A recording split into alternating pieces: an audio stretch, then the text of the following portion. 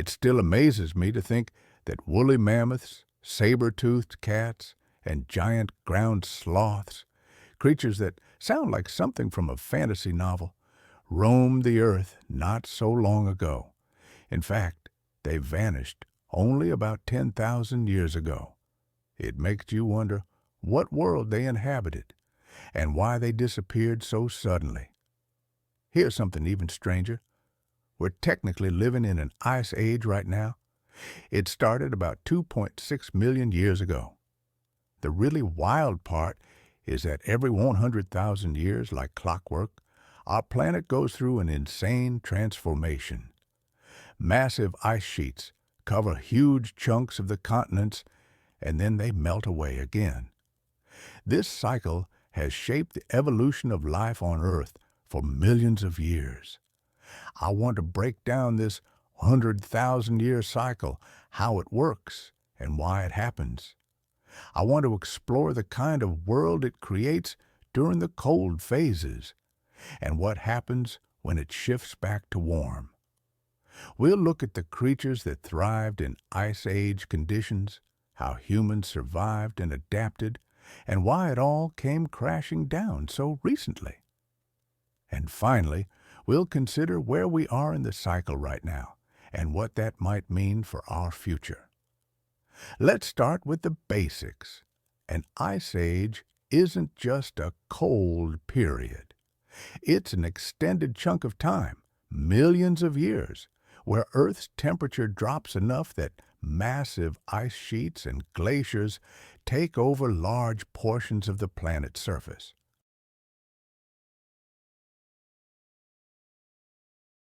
And we're currently in one, the Pleistocene Ice Age, which kicked off about 2.6 million years ago and technically hasn't ended yet. Now, within any ice age, you get fluctuations. There are glacial periods where it's really frozen and interglacial periods where it warms up. We're in an interglacial period right now and have been for about 11,700 years. So when people say the Ice Age, they usually mean the last glacial period, which lasted from about 115,000 years ago to 11,700 years ago. That's when the ice sheets were at their biggest and the Megafauna were running the show. During that last glacial period, the temperature was only about 6 degrees Celsius colder than today on average. 6 degrees doesn't sound like much, right? But we're not talking about 6 degrees in one spot. We're talking about 6 degrees worth of thermal energy being sucked out of the entire planet. All the oceans, all the land masses, the whole atmosphere, that's enough to completely transform the world. Huge ice sheets covered most of Canada and northern Europe. The Laurentide ice sheet in North America and the Fennoscandian ice sheet in Europe were kilometers thick in some places. Because so much water was locked up in ice, sea levels dropped by over 100 meters. You could walk from England to France or stroll from Asia to Alaska across what's now the Bering Strait. The coastlines were completely different, and the landscape was mostly tundra and cold grasslands.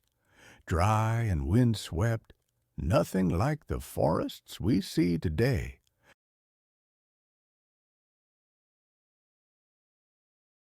So what caused this? Why does Earth go through these dramatic swings every 100,000 years? The answer starts with a Serbian scientist named Milutin Milankovitch. Back in the early 1900s, he figured out something nobody else had really considered. What if ice ages weren't caused by anything happening on Earth, but by changes in Earth's position relative to the Sun? See, Earth's orbit isn't perfectly circular, it's slightly elliptical, and the shape of that ellipse changes over time because of gravitational pulls from other planets, mainly Jupiter and Saturn. Sometimes our orbit is more circular, sometimes it's more stretched out. And this cycle of changing from circular to elliptical and back takes about 100,000 years. That's the first Milankovitch cycle, called eccentricity. When Earth's orbit is highly elliptical, the distance between Earth and the Sun varies more dramatically throughout the year. This affects how much solar radiation hits different parts of the planet at different times. And here's the crucial part. It's not about how much total sunlight Earth gets. It's about where and when that sunlight hits. Northern Hemisphere summers are the key because that's where most of the land is. If Northern Hemisphere summers are cool enough that winter snow doesn't fully melt, the snow sticks around. Year after year, it piles up. Eventually, you've got ice sheets forming.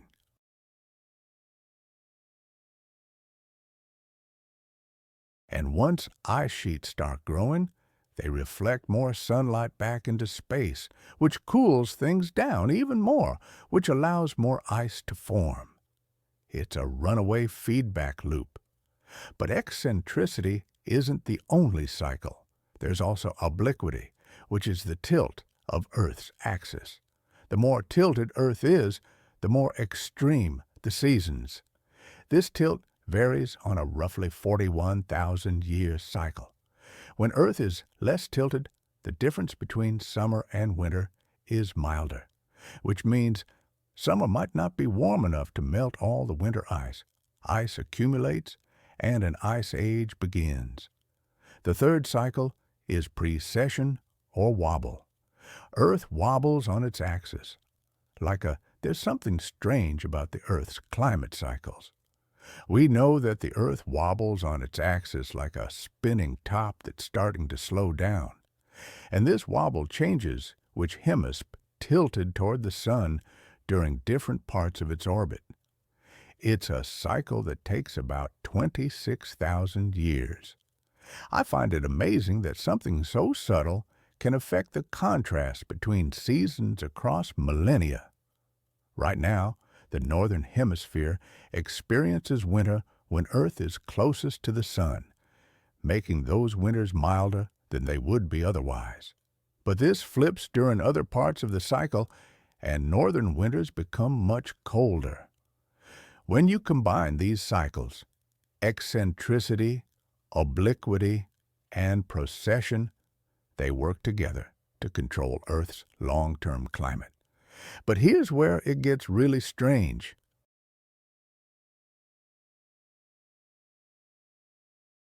The 100,000-year eccentricity cycle is actually the weakest of the three in terms of how much it changes incoming solar radiation. The other two cycles should matter more. Yet, when the scientists started drilling cores out of ocean sediments and ice sheets to reconstruct past climate, they found that the dominant pattern is 100,000 years. This weak cycle somehow dominates the whole system. It's called the 100,000-year problem, and scientists are still working to fully explain it. The leading idea is that there are feedback mechanisms that amplify the eccentricity cycle. Maybe it takes a long time to build up ice sheets, but they can collapse relatively quickly. So, the system spends most of its time slowly building ice during the cool phases of the cycle, then rapidly melts when conditions shift to warming. This asymmetry could explain why the 100,000-year pattern shows up so strongly. But here's what we know for the past million years or so, Earth has been going through these 100,000-year climate cycles. A slow buildup of ice over tens of thousands of years, then relatively rapid melting, then another slow buildup. And during the cold phases, the world became a stage for some of the most incredible animals ever to walk the planet. The Megafauna, as we call them. And the word mega is no exaggeration. Some of these creatures weighed 4,500 kilos or more. There are theories about why everything got so big during ice ages.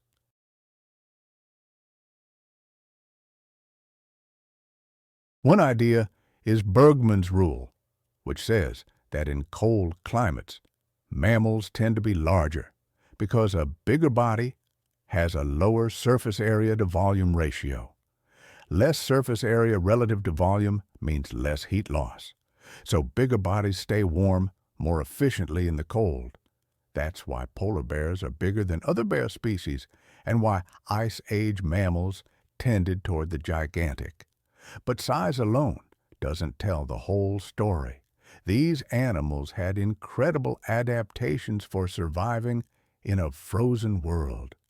And the most famous one, the poster child of the Ice Age, is the woolly mammoth. Woolly mammoths weren't actually as huge as you might think. They were about the same size as modern elephants, maybe a bit shorter, but they were built completely differently. They had thick, shaggy fur with 2 layers, a dense underwool, and longer outer guard hairs.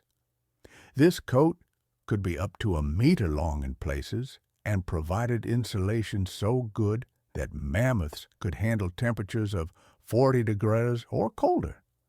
They also had small ears to minimize heat loss, unlike modern elephants with their big floppy ears used for cooling off.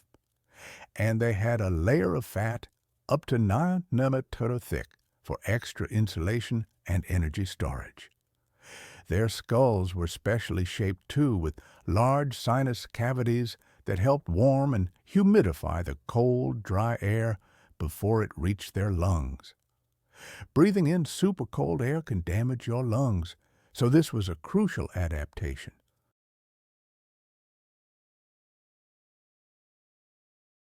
And their teeth were perfect for grinding the tough grasses and sedges that grew on the mammoth steppe. This unique cold grassland ecosystem that covered huge areas during glacial periods.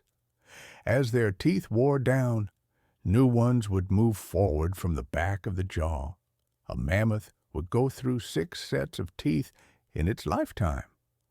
We know so much about mammoths because some have been found frozen in permafrost, almost perfectly preserved with fur, skin, and even stomach contents intact.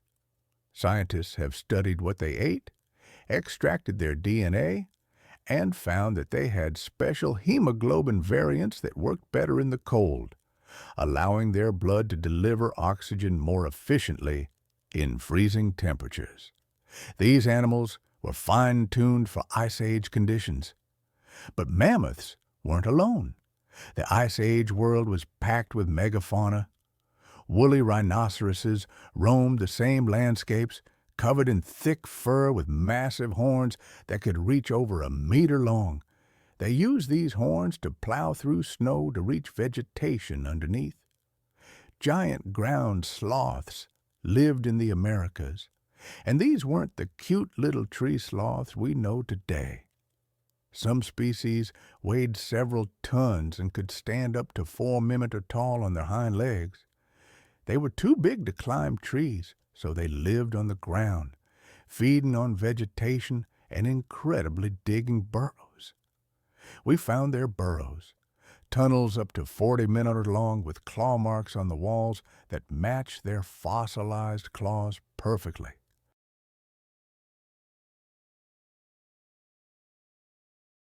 They were glyptodons, basically car-sized armadillos with shells made of fused bone plates. They couldn't roll up like modern armadillos, but they didn't need to. Their shells were tough enough to stop most predators, and some species had club-like tails covered in bony spikes that they could swing as weapons. Recent studies suggest they might have been able to rear up on their hind legs, which means you could have had these armored tanks standing upright and swinging spiked clubs. That's both awesome and terrifying. And then there were the predators. Saber-toothed cats prowled the Americas with canine teeth up to 18 centimeters long, curved like daggers. They used these to deliver killing bites to the throat or belly of prey, causing massive bleeding. Cave lions in Europe and Asia were larger than modern lions. giant, short-faced bears in North America might have been the largest mammalian land predators ever, standing over 3 inches tall on their hind legs. Dire wolves hunted in packs and had more powerful jaws. I find myself constantly drawn back to those vanished giants, the megafauna of the Ice Age. It's a question that haunts me. Why did the cycle that sustained them for hundreds of thousands of years suddenly fail? Was the warming too fast? Or did we humans finally become too efficient at hunting? Perhaps it was a combination of both. Let's journey back to the last glacial maximum, about 20,000 years ago. The planet was at its coldest, ice sheets at their peak.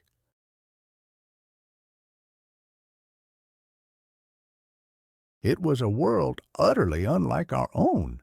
Imagine ice covering all of Canada, reaching deep into the northern United States, in some places up to 3 kilometers thick. That's like stacking the Burj Khalifa, the world's tallest building, more than 3 times. The weight of all that ice pressed down on the Earth's crust, deforming the very rock beneath. Europe, too, was burdened by the Fennoscandian ice sheet, blanketing Scandinavia, the Baltic, parts of Britain, and northern Russia. All told, there was perhaps 15 million cubic kilometers of ice sitting on land. If you spread that evenly over the entire land surface, it would be 100 meters deep everywhere, an almost incomprehensible amount of frozen water. With so much water locked up, sea levels dropped by 120 meters, the height of a 40-story building. Coastlines extended far beyond their present locations. The English Channel didn't exist. Britain was connected to mainland Europe. The Persian Gulf was a river valley. Indonesia was a single landmass connected to Asia. Australia, New Guinea, and Tasmania formed one giant continent. And between Alaska and Siberia, where the Bering Strait lies today, stretched a vast grassy plain called Beringia. The world map was unrecognizable, but it wasn't just the coastlines that changed. The climate was utterly different, colder and far drier. With so much water locked in ice and colder ocean temperatures reducing evaporation, there was simply less moisture in the atmosphere.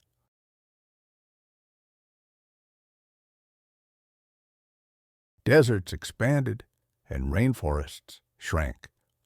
The Amazon basin was likely a mix of grassland and scattered trees. The Sahara was even larger than it is today. Large parts of the world were covered in tundra or steppe, cold, dry grasslands with almost no trees. The ice sheets acted like giant refrigerators, generating cold, dense air that flowed off in powerful winds. These winds picked up dust and silt, carrying them for hundreds or thousands of kilometers. Some parts of China have dust deposits over 100 meters thick, accumulated during glacial periods. The dust storms must have blotted out the sun for days. This was the world at peak glaciation, harsh, cold, dry, and windswept. And yet, life not only survived, it thrived. The megafauna weren't just scraping by. They dominated these ecosystems, existing in numbers that likely matched or exceeded the density of large animals in Africa today. The mammoth steppe was the dominant ecosystem across huge swaths of the northern hemisphere, a unique mix of grasses, sedges, herbs, and low shrubs that could handle cold, dry conditions. It supported enormous populations of large herbivores, mammoths, bison, horses, reindeer, all grazing together in huge herds. It must have been an incredible sight. Mammoths were iconic, but not the only giants.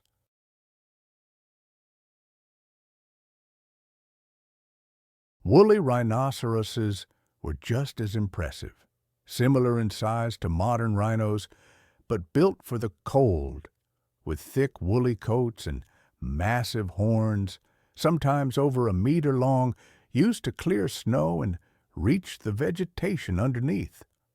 Like mammoths, we've found woolly rhinos preserved in permafrost, with their fur and soft tissue intact, showing clear adaptations for extreme cold, including small ears and thick layers of fat. Giant ground sloths dominated the Americas. Modern sloths are cute, slow-moving animals that hang in rainforest trees, but Ice Age ground sloths were nothing like that. The largest species, Megatherium americanum, had an estimated body mass of 3,800 kilograms, heavier than most elephants. They could stand on their hind legs and reach heights of 4 meters or more. These were elephant-sized sloths, too big to climb trees, living on the ground and feeding on vegetation, and we've even found their burrows, actual tunnels dug into hillsides, some of them 40 meters long and nearly 2 meters wide. Imagine encountering a multi-ton sloth emerging from an underground tunnel. It sounds made up, doesn't it? But it's real. The ceilings and walls of some of these burrows still have claw marks, and those marks match ground sloth claws perfectly. Scientists believe they dug these burrows either to escape extreme temperatures or to hide from predators. Then there were the glyptodons,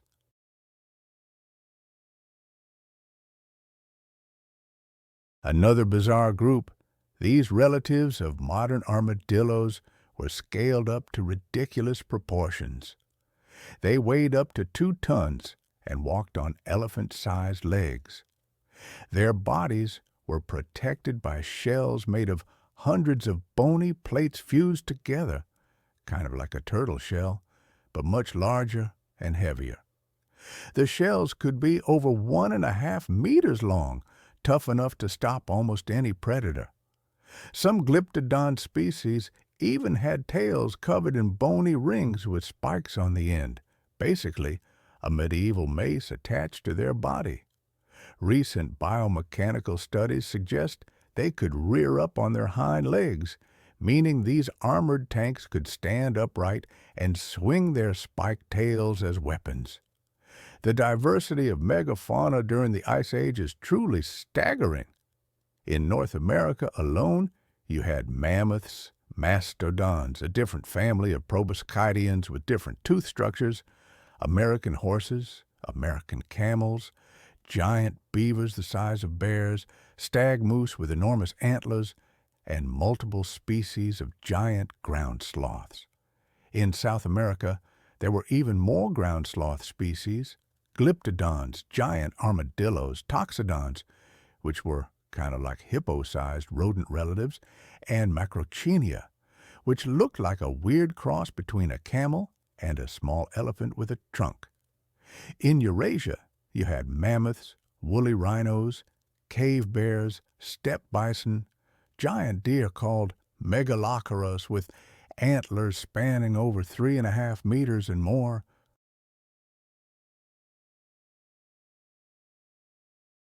And then there were the predators, because wherever you have large herbivores, you have large carnivores hunting them.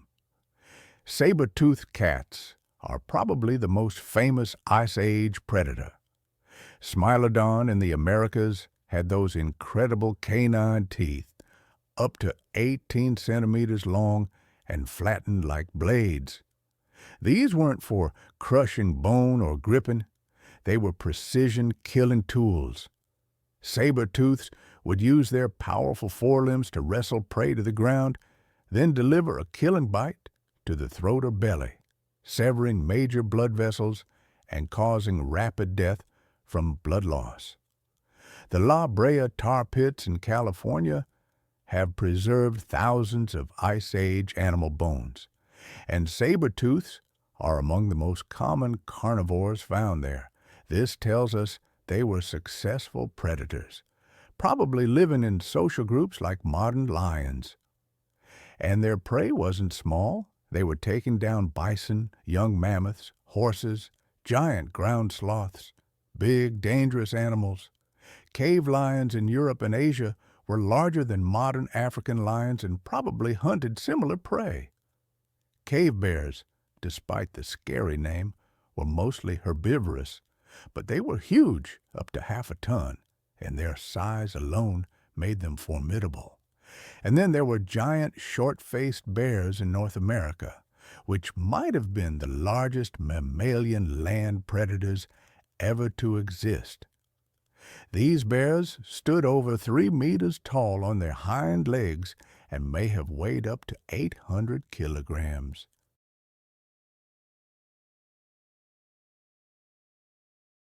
There's debate about whether they were active predators or scavengers, but either way, you definitely didn't want to run into one. Dire wolves were another major predator, especially in the Americas. Real dire wolves, not the fantasy version. They were larger and more heavily built than modern gray wolves, with more powerful jaws designed for crushing bone. They hunted in packs and could take down prey much larger than themselves through coordinated attacks. The La Brea tar pits have yielded thousands of dire wolf fossils, more than any other carnivore, which suggests they were incredibly common. Even birds got in on the megafauna action. Teratorns were some of the largest flying birds ever, with wingspans over 3.5 meters. They probably soared on thermals like modern condors searching for carrion. And there were even larger flightless birds in some regions. The Ice Age world had no shortage of impressive and terrifying predators. But here's what's really fascinating. All of these animals, from the smallest ground squirrels to the largest mammoths, were part of functioning ecosystems. They weren't just wandering around randomly. They had complex relationships with each other and with their environment. Herbivores competed for food and space. Predators hunted herbivores. Scavengers cleaned up the remains. Plants evolved to withstand grazing preys. It was all interconnected, and the megafauna themselves were ecosystem engineers.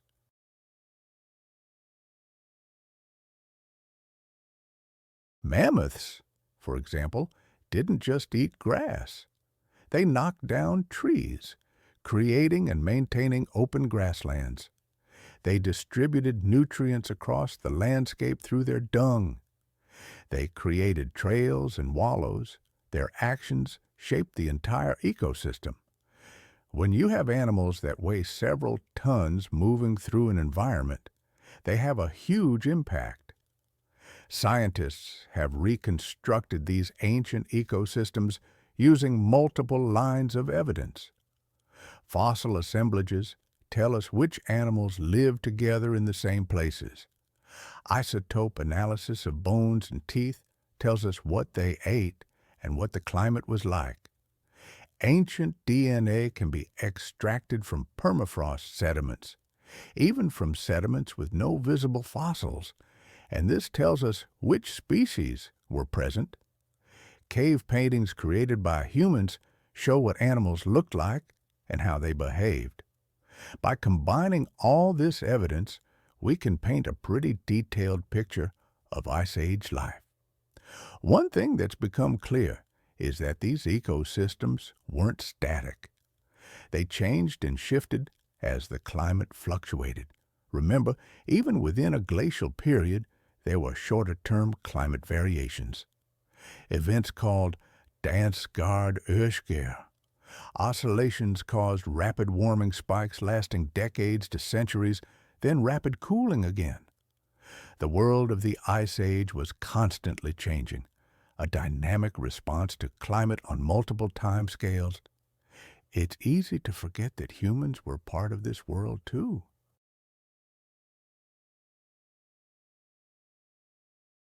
Our ancestors lived alongside mammoths and other megafauna, hunting them, competing with predators, and adapting their technology and culture to survive in glacial conditions. In Europe, Neanderthals had already been living through these cycles for hundreds of thousands of years. They were remarkably cold adapted, with stocky builds and large nasal cavities to warm the air. They were sophisticated, using tools, hunting megafauna, wielding fire, and even expressing symbolic culture through art and burial rituals. Then, around 45,000 years ago, modern humans, Homo sapiens, arrived in Europe. We brought new technologies, more complex social structures, and wider trade networks. We overlapped with Neanderthals for thousands of years, sharing the landscape. And as we now know from genetic evidence, we interbred. Most people of European or Asian descent carry 1 to 2% Neanderthal DNA. Modern humans were adapting to Ice Age conditions and living alongside megafauna in Asia, Australia, which humans reached at least 65,000 years ago, and eventually the Americas. The interaction between humans and megafauna is one of the most debated topics in Ice Age research. Standing at the last glacial maximum, looking out over a landscape of ice sheets and cold grasslands with mammoths, rhinos, and giant sloths, you'd be witnessing something that will probably never exist again. These ecosystems are gone now. The megafauna are extinct.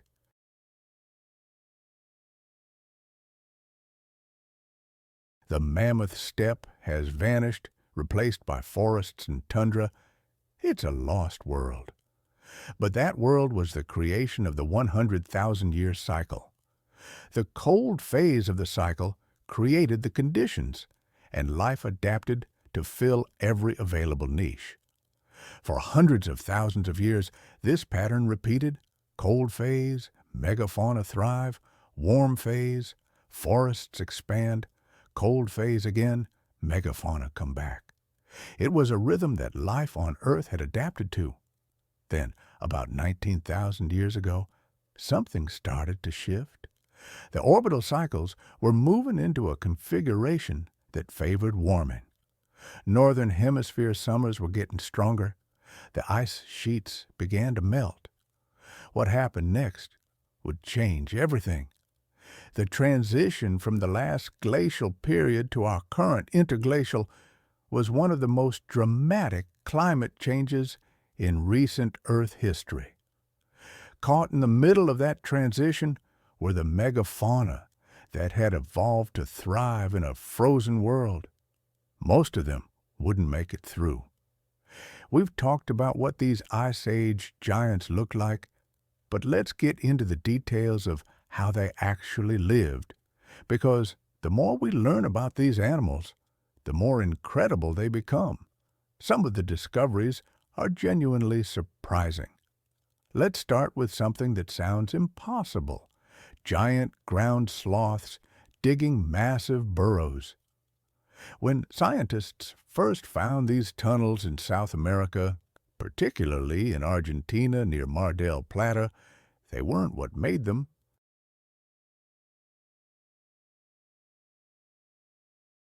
The burrows were huge, some reaching 5 to 6 meters below the surface, up to 1.8 meters wide and 40 meters long.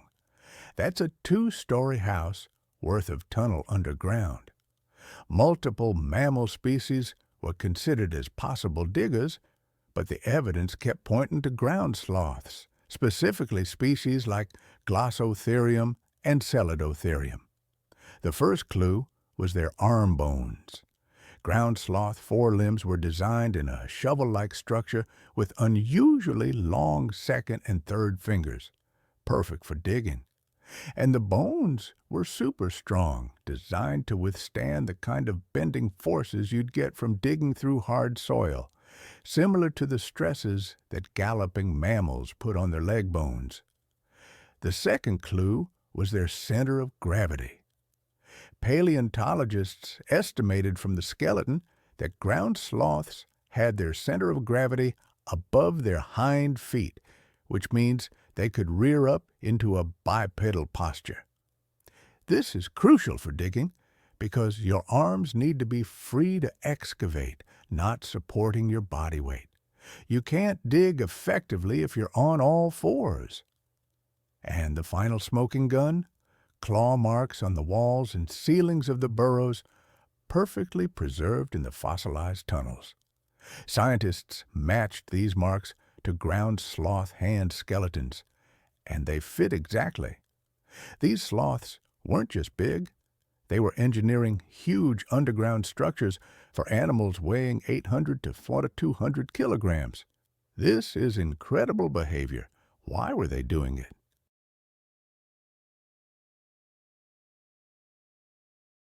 The leading theories are either temperature regulation or predator avoidance. Underground, temperatures are much more stable than on the surface. If you're trying to escape extreme heat or cold, a burrow makes sense. Or maybe they were hiding from predators like saber-toothed cats or giant short-faced bears. When you're big but not fast, going underground where predators can't easily follow you is a smart strategy. Either way, it shows these animals were way more behaviorally complex than we might expect from something called a giant sloth. Here's another fascinating discovery about ground sloths. In Ecuador, at a site called Tank Loma, paleontologists found the remains of at least 22 Eremotherium sloths of various ages, all in the same location. They likely died during a drought, getting trapped in a shrinking watering hole. But the cool part is what this tells us about their behavior. They were congregating at watering holes, which means they were social animals living in groups. And they were probably wallowing in the water to escape heat and insects, similar to how hippos and rhinos behave today. It's incredible to think that even during an ice age, not everywhere was frozen. Tropical and subtropical regions still had warm seasons, even if the climate was cooler and drier than today. It meant that animals still needed ways to deal with heat stress.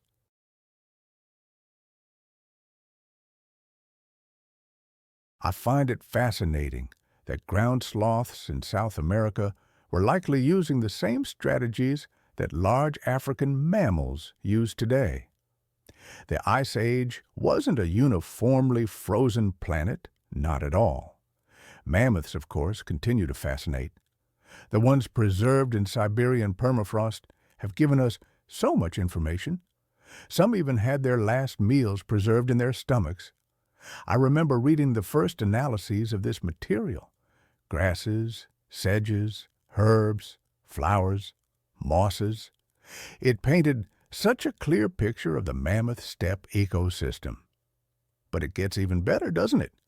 We've extracted DNA from these frozen specimens and sequenced entire mammoth genomes. The genetic analysis revealed some truly remarkable adaptations. Mammoths had variants of hemoglobin, the protein that carries oxygen in blood, that functioned better at cold temperatures. It makes perfect sense, but the elegance of the solution is just stunning. Normal hemoglobin doesn't release oxygen as efficiently when it's cold, a real problem for an animal in freezing conditions. Mammoth hemoglobin had mutations that compensated, allowing their blood to deliver oxygen even when their body tissues were cold. That's hardcore molecular adaptation. We've also found that mammoths had genes for small ears, sparse sweat glands, and improved fat storage, all coded in their DNA. Evolution didn't just change how they looked, it rewired their physiology at the genetic level.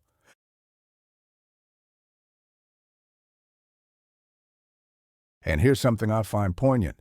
The last mammoths lived on Wrangel Island in the Arctic Ocean. The island was cut off from the mainland as sea levels rose after the ice sheets melted. A population of around 500 to 1,000 mammoths survived there in isolation until about 4,000 years ago. Imagine that. 4,000 years ago is after the pyramids of Giza were built during the Bronze Age. Mammoths and ancient civilizations overlapped in time. The last of these giants were walking around on a remote Arctic island while humans in Egypt were building monuments and developing writing. And then they were gone, probably due to inbreeding, habitat degradation on their small island, and possibly climate change or human arrival. The end of an evolutionary line that had lasted for millions of years. Woolly rhinoceroses are another species we know a lot about from frozen specimens. Like mammoths, they had thick woolly coats and were built for the cold. But their behavior was probably different, based on tooth wear and the isotopes in their bones. Scientists believe woolly rhinos were more selective feeders than mammoths. While mammoths were bulk grazers, eating lots of whatever vegetation was available, woolly rhinos seemed pickier, likely using their horns to dig through snow for specific plants. Then there's the giant deer, Megaloceros, with antlers that were absolutely insane. The largest specimens had antlers spanning over 312 meters from tip to tip, wider than a car.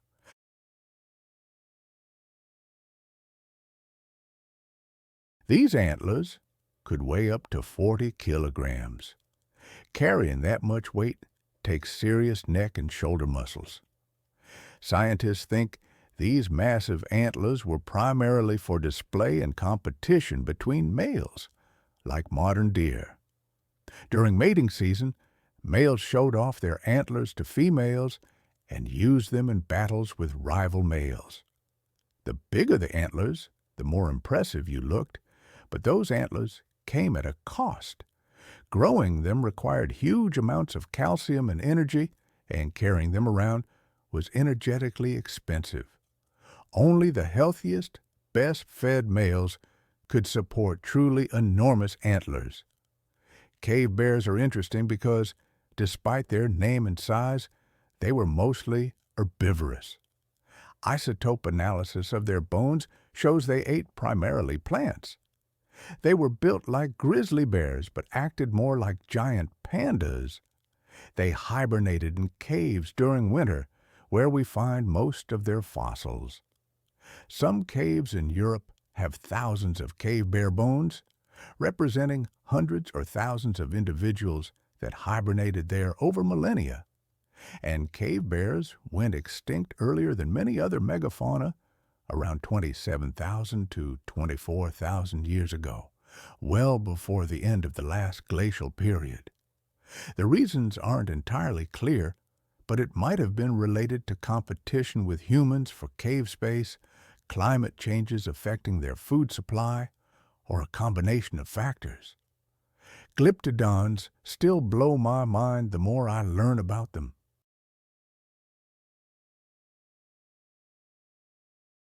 Recent studies of their skeletal structure and muscle attachment points suggest they were capable of surprising behaviors.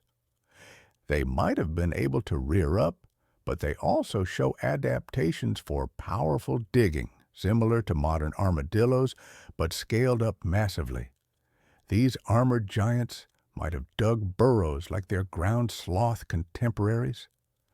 Imagine tunnels big enough for a Volkswagen Beetle to drive through, created by armored animals with spiky tails. The Ice Age was truly wild. The predators of the Ice Age were just as specialized as the herbivores. Saber-toothed cats didn't just have those impressive fangs for show. Biomechanical studies of their skulls show they had relatively weak bite forces compared to modern big cats. But their neck muscles were incredibly powerful. Their hunting strategy was probably to use their strong forelimbs to wrestle prey down, then use their neck muscles to drive those saber teeth deep into the prey's throat or belly with precision. It wasn't about crushing force. It was about precision. Imagine standing in the La Brea tar pits, surrounded by the ghosts of dire wolves, thousands of them, trapped in sticky asphalt over tens of thousands of years. They came here to scavenge, only to become entombed themselves. As a historian, I've spent countless hours studying their remains, piecing together their lives and their world. What the fossils reveal is truly fascinating.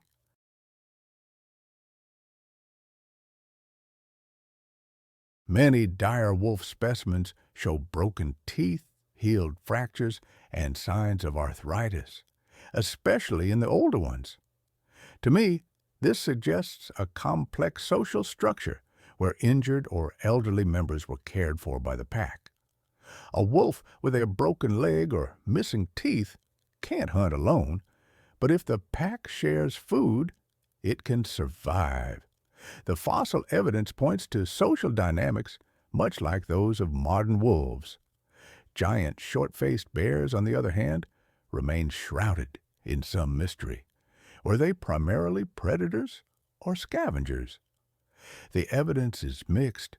Their long legs suggest they could cover long distances efficiently, useful for scavenging, but their powerful jaws and teeth could certainly kill prey. Perhaps they were opportunistic, hunting when possible and scavenging when available. Their sheer size, potentially the largest mammalian land predator ever, suggests they could intimidate smaller predators and steal their kills.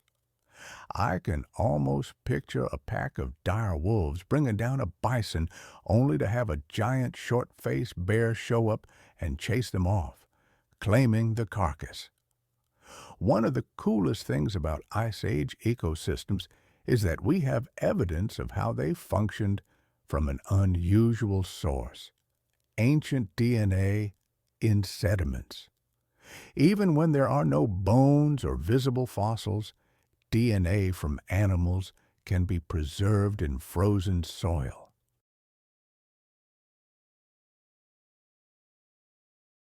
Scientists have developed techniques to extract and identify this environmental DNA, and it's revealed which species were present in different places at different times. This has filled in gaps in the fossil record and shown us that Ice Age ecosystems were even more diverse than we realized.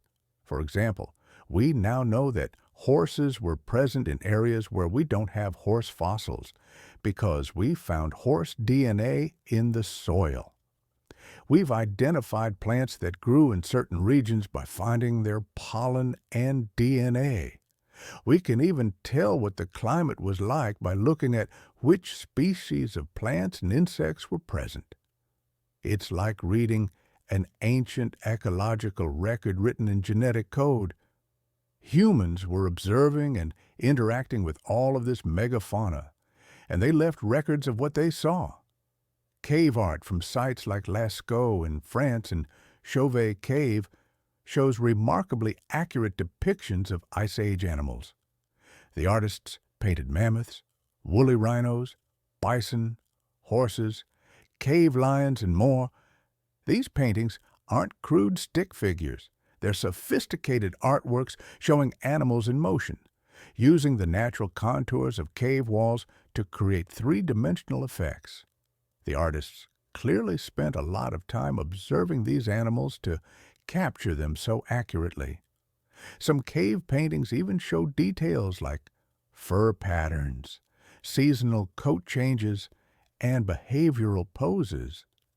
There's a famous painting of a woolly rhino that clearly shows its thick fur and the way it held its head.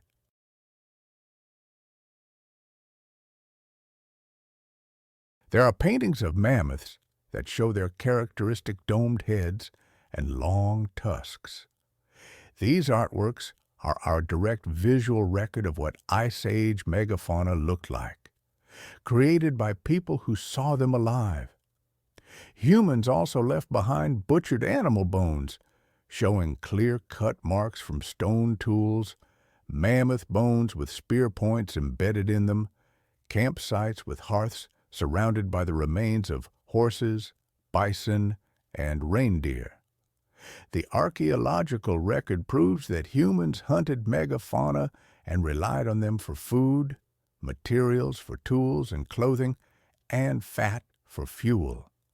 Mammoth ivory was carved into art objects and tools. Hides were used for clothing and shelter. Bones were used to build dwelling structures in areas with scarce wood. Every part of these animals was utilized. But humans weren't just passive observers or simple hunters. There's evidence that humans might have used fire to manage landscapes, creating and maintaining the open grasslands that megafauna depended on.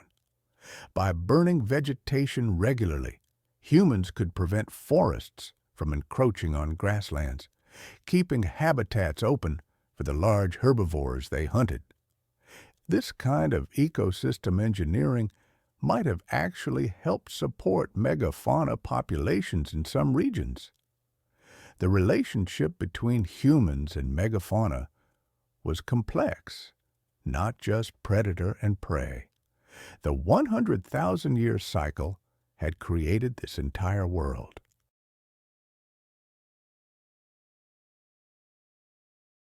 The cold phase of the cycle produced these unique ecosystems and drove the evolution of specialized megafauna adapted to frozen conditions. For hundreds of thousands of years, the pattern repeated. Ice sheets advanced. Megafauna thrived. Ice sheets retreated. Forests expanded. Ice sheets advanced again. Life adapted to this rhythm. But then, about 19,000 years ago, the cycle began shifting toward warming again. And this time, something was different. This time, humans had spread across most of the world, developed sophisticated hunting technologies, and existed in larger numbers than ever before. This time, when the climate started changing and the ice began to melt, the megafauna wouldn't just adapt and wait for the cycle to swing back to cold like they had for hundreds of thousands of years. This time, most of them were going to disappear forever, and we're still debating exactly why. So, around 19,000 years ago, the 100,000-year cycle reached a turning point. The orbital configuration shifted into a pattern that favored warming. Northern Hemisphere summers started getting stronger, receiving more solar radiation. And when that happens, winter snow starts melting more completely each summer. Ice sheets stop growing and begin their long retreat. The transition from glacial to interglacial conditions was underway. But the thing about deglaciation is that it's not a smooth process.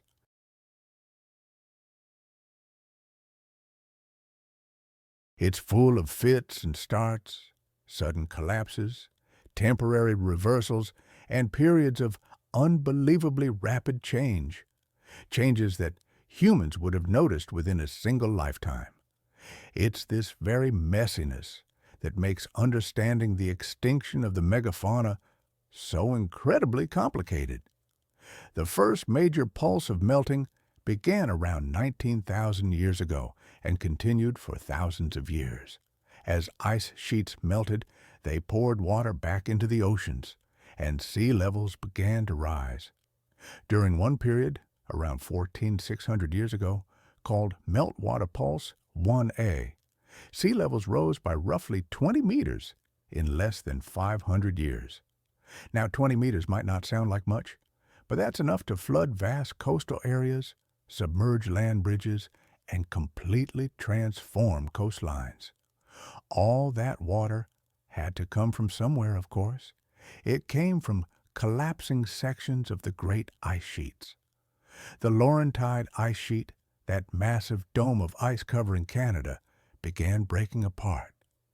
The Fennoscandian ice sheet in Europe did the same.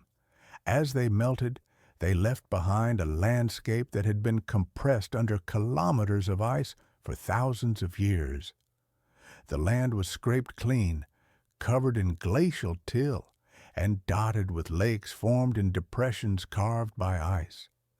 It must have been a raw, bare landscape at first, slowly being colonized by plants as the climate warmed. But the warming wasn't steady. There were dramatic interruptions, the most famous being the Younger Dryas event, and this one's a wild ride.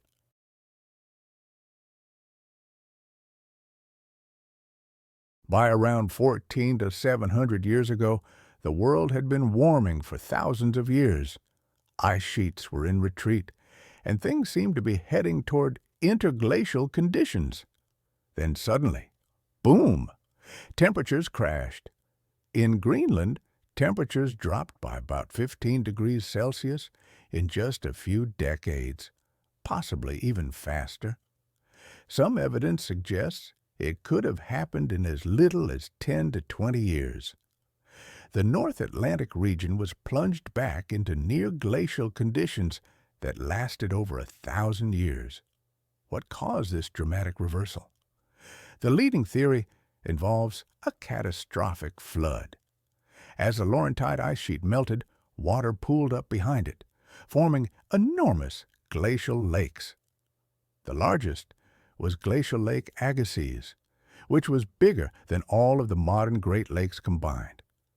This lake was dammed in by the ice sheet itself, and when that ice dam failed, which geological evidence suggests it did multiple times, absolutely stupendous amounts of fresh water flooded into the ocean in a geologically instant time frame. We're talking about enough water to raise global sea levels by several meters, all released in months to years. This massive freshwater dump disrupted ocean circulation in the North Atlantic. There's this ocean circulation pattern called the Atlantic Meridional Overturning Circulation, or AMOC. It's basically a conveyor belt where warm surface water flows north, cools down near Greenland, becomes dense and sinks, then flows south at depth.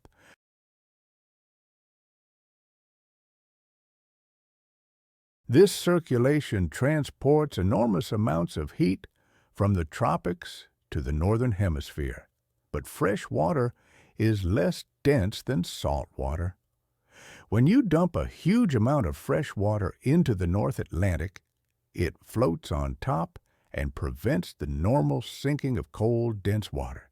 This can slow down or shut down the AMOC. And when the AMOC stops, the northern hemisphere stops receiving that massive heat transport from the tropics. Temperatures crash, and you're back to near glacial conditions. The Younger Dryas had effects far beyond the North Atlantic. Climate patterns shifted across the globe. Some regions got drier, others wetter, temperatures changed, and this had huge impacts on ecosystems and the animals living in them.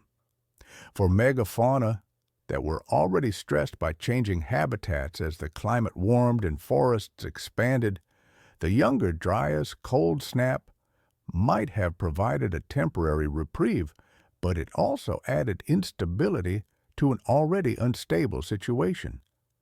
And it had major impacts on human societies too. In the Middle East, this is right around the time agriculture first developed. Some scientists think the climate stress of the Younger Dryas might have pushed hunter-gatherer groups to start deliberately cultivating plants as a way to end food security when wild resources became unreliable.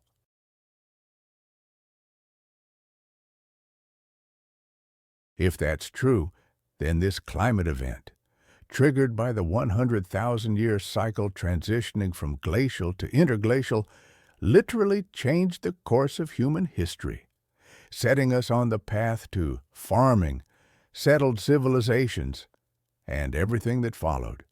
But eventually, around 11,700 years ago, the Younger Dryas ended, and it ended just as abruptly as it started.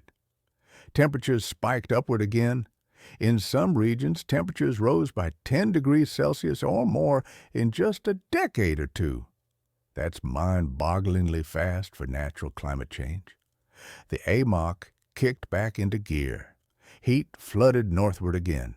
Ice sheets resumed their collapse, and this time there was no going back. The transition to full interglacial conditions was complete. We call this the beginning of the Holocene, our current geological epoch, and it marks the end of the last glacial period. For the megafauna, this was catastrophic. They had evolved over hundreds of thousands of years to thrive in cold, open grassland environments. But as the Holocene began, those environments were disappearing. The mammoth steppe, that unique ecosystem of cold grasslands that had supported enormous populations of large herbivores, was transforming. Forests were expanding. Grasslands were shrinking. The climate was getting wetter and warmer. For animals adapted to cold and dry conditions, this was a crisis, and the extinctions came fast. In North America, most megafauna disappeared between about 13,000 and 11,000 years ago.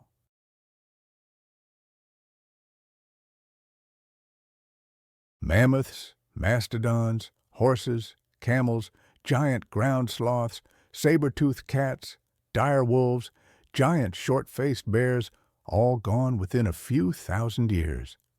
That's 70 to 80% of large mammal species just vanished. It was a devastating event, this quaternary extinction.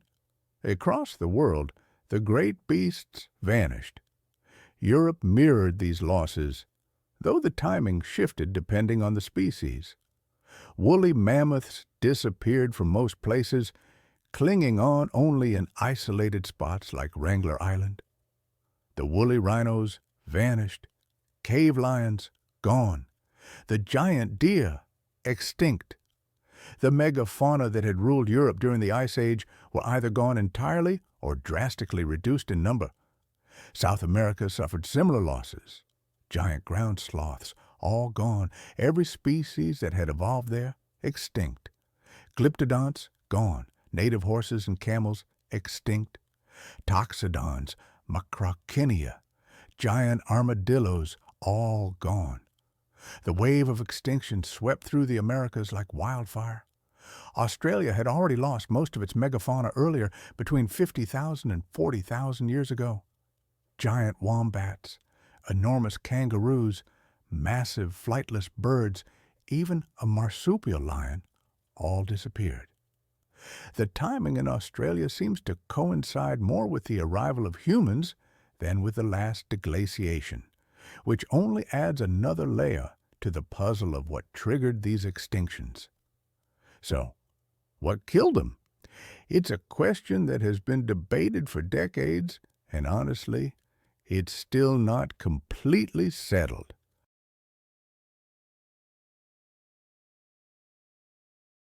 There are two main ideas: climate change and human hunting.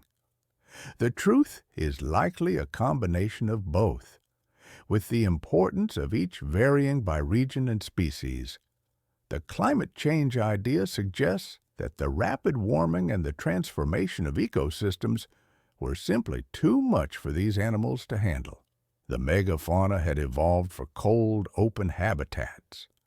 When those habitats disappeared in just a few thousand years, they couldn't adapt quickly enough. As forests expanded and grassland shrank, megafauna populations became fragmented into smaller and smaller pockets of suitable habitat. Small isolated populations are vulnerable to inbreeding, disease, and random environmental changes. It creates a kind of extinction vortex, where declining populations face multiple threats that compound each other, making recovery impossible. There's solid evidence suggesting climate played a major role. The extinctions happened during a period of incredibly rapid climate change. Species adapted to cold climates, like woolly mammoths and woolly rhinos, went extinct, while species adapted to forests or warmer climates generally survived. This pattern certainly points to climate as a significant factor. Also, the megafauna had survived previous deglaciations. The 100,000-year cycle means there were multiple transitions from glacial to interglacial conditions over the past few million years. If the megafauna survived those, why not this one? That's where the human hunting idea comes in.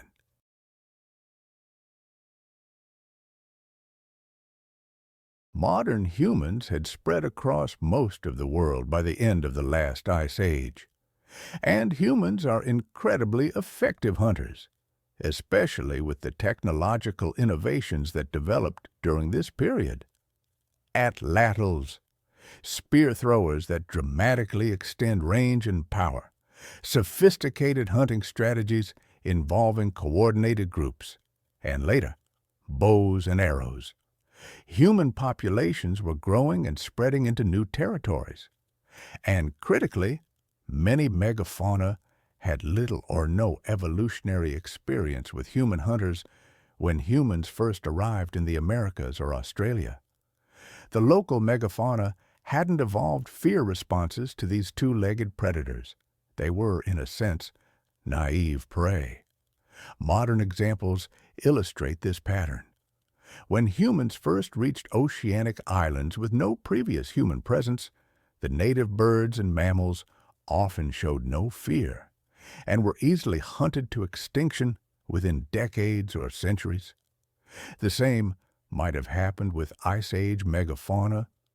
They simply didn't recognize humans as threats until it was too late. And here's the thing about hunting megafauna. You don't need to hunt intensively to drive them extinct. These animals have slow reproductive rates. A female mammoth might have a calf only every 5 years. Mammoths don't reach sexual maturity until they're teens. If you kill even a few individuals per year from a population, especially females of reproductive age, you can drive the population into decline.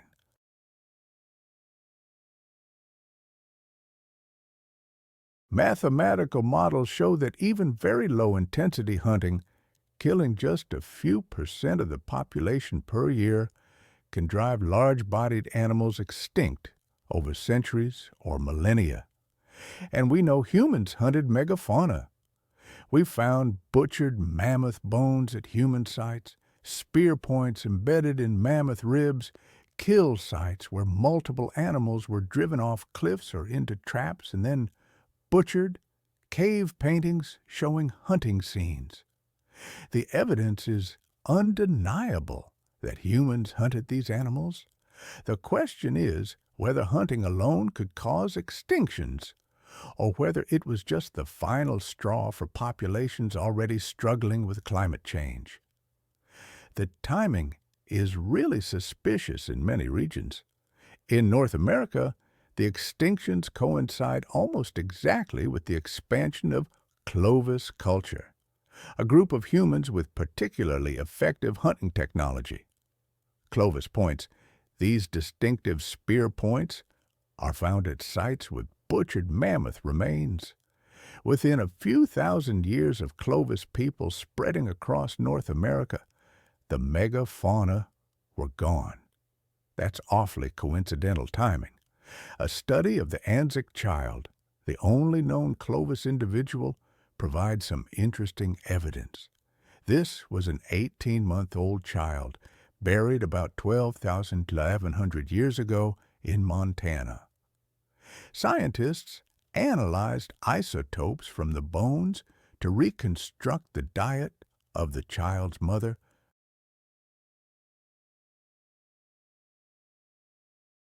And they found that mammoth contributed around 40% of the maternal protein diet, similar to the diet of specialized mammoth predators like scimitar cats. This suggests Clovis people were heavily targeting mammoths, possibly as specialized mammoth hunters. But we need to be careful not to overinterpret. The Anzac child is one individual. We can't say all Clovis people had the same diet or hunting focus. The disappearance of the Ice Age giants, it's a story that still haunts me. How could species that thrived for hundreds of thousands of years vanish so quickly? The 100,000-year cycle of cold and warm phases had sustained them, but this time something was different. This time there was us. The debate continues about just how many people there were back then and whether small populations could truly hunt mammoths to extinction across an entire continent. Some scientists remain skeptical, and the extinction patterns themselves are complex. Some species disappeared early, while others lingered. Mammoths, for instance, held on at Wrangler Island until about 4,000 years ago, millennia after vanishing from the mainland. Cave bears went extinct even before many other species. Dire wolves disappeared, yet gray wolves survived. Bison, despite heavy hunting, endured. The reasons behind these varying fates are still being unraveled. What is clear is that the combination of climate change and human press proved deadly.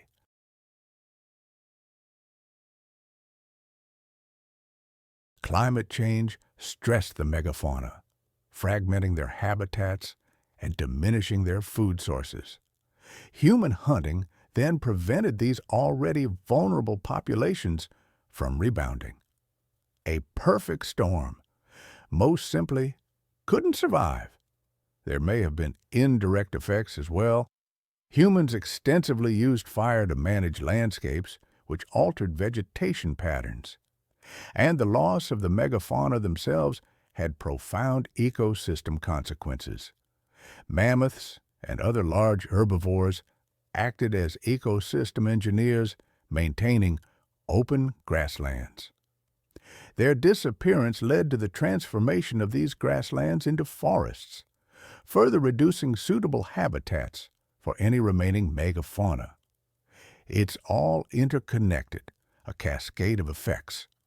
The 100,000-year cycle had sustained the megafauna for eons. During cold phases, they thrived. In warm phases, they retreated to refugia.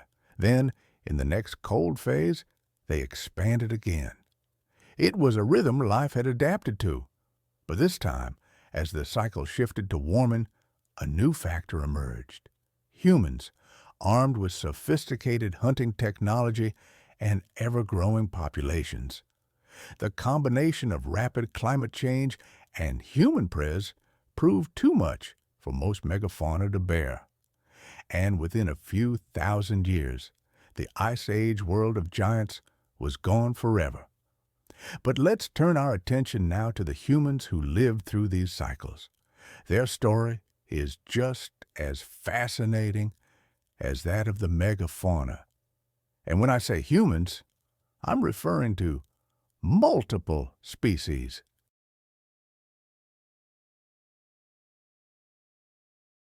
We weren't alone during the Ice Age.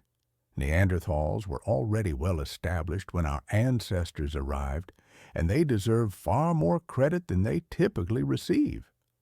Neanderthals were the original Ice Age survivors. They evolved in Europe and parts of Asia hundreds of thousands of years ago, enduring glacial cycles long before modern humans even left Africa.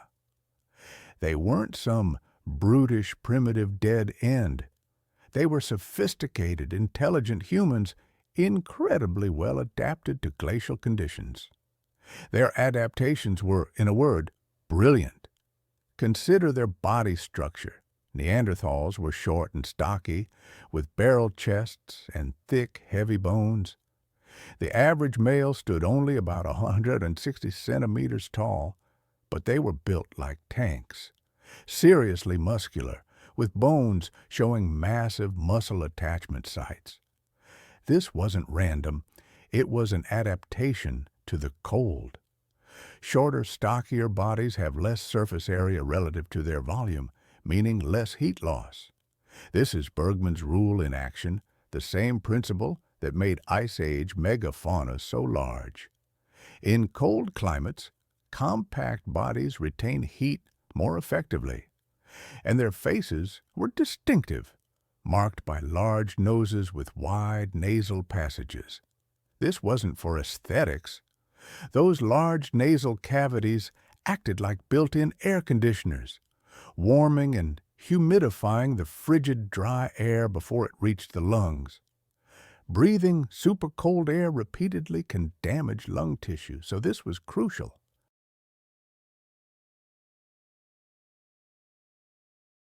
It's the same adaptation we see in woolly mammoths, with their enlarged sinuses. Different species, same solution to the same problem. Convergent evolution at work. But physical adaptations only tell part of the story. Neanderthals possessed sophisticated culture and technology. They crafted complex stone tools using the Levallois technique, carefully preparing a core and then striking off flakes of predetermined shapes. This requires planning and mental visualization. You have to see the finished tool in your mind before you even start working the stone. They also created wooden spears, carefully shaped and balanced, with tips hardened by fire. Some of these spears, beautifully crafted, have been found preserved in German peat bogs. And Neanderthals hunted big, dangerous game. We've discovered Neanderthal sites containing bones of bison, reindeer, wild horses, even woolly rhinoceroses, and mammoths. These weren't scavenged carcasses. The bones bear clear butchery marks made with stone tools while the meat was fresh. Neanderthals actively hunted animals that could easily kill them if the hunt went wrong. That requires coordination, communication, planning, and courage. They used fire extensively and effectively, not just for warmth and cooking, but for creating complex adhesives. Archaeologists have found Neanderthal tools with birch bark tar used to attach stone points to wooden handles.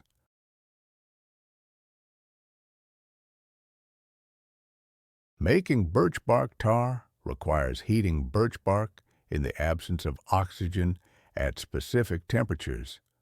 This is a multi-step process demanding technical knowledge and careful control.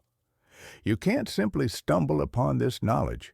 They understood the process and could replicate it reliably. Even more impressive, Neanderthals possessed symbolic culture. They crafted ornamental objects, pierced shells and eagle talons apparently worn as jewelry. They used pigments, possibly for body painting, decorating objects, or cave walls. And they buried their dead, sometimes with what appear to be grave goods or in deliberate postures. There's a famous burial at Shanidar Cave in Iraq that includes evidence that might suggest flowers were placed in the grave, though that remains a subject of debate.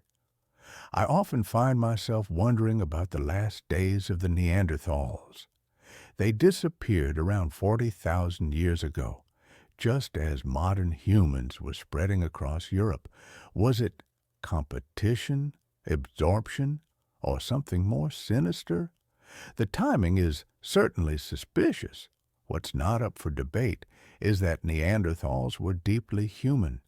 They intentionally buried their dead, a practice that speaks volumes about their understanding of mortality and the rituals they developed around it. They even created art. In Spanish caves, I've seen abstract geometric patterns and hand stencils dating back to a time when Neanderthals were the sole inhabitants of the region.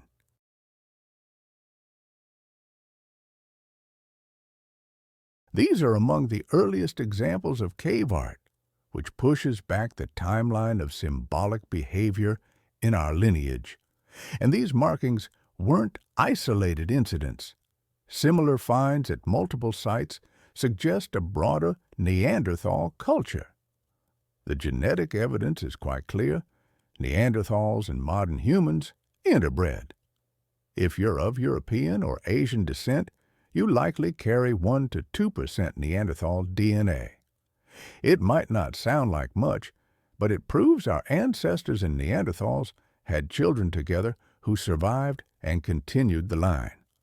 Some Neanderthal genes persist today, influencing our immune function, skin and hair traits, and even our susceptibility to certain diseases. So, in a way, Neanderthals didn't completely vanish.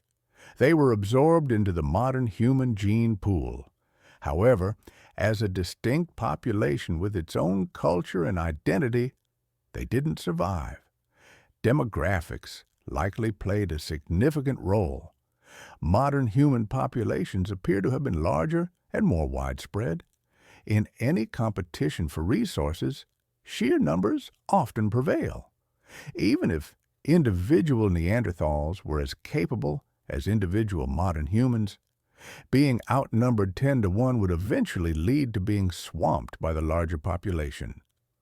Modern humans also seem to possess certain technological advantages. While Neanderthals crafted excellent tools, modern humans developed more diverse and specialized toolkits.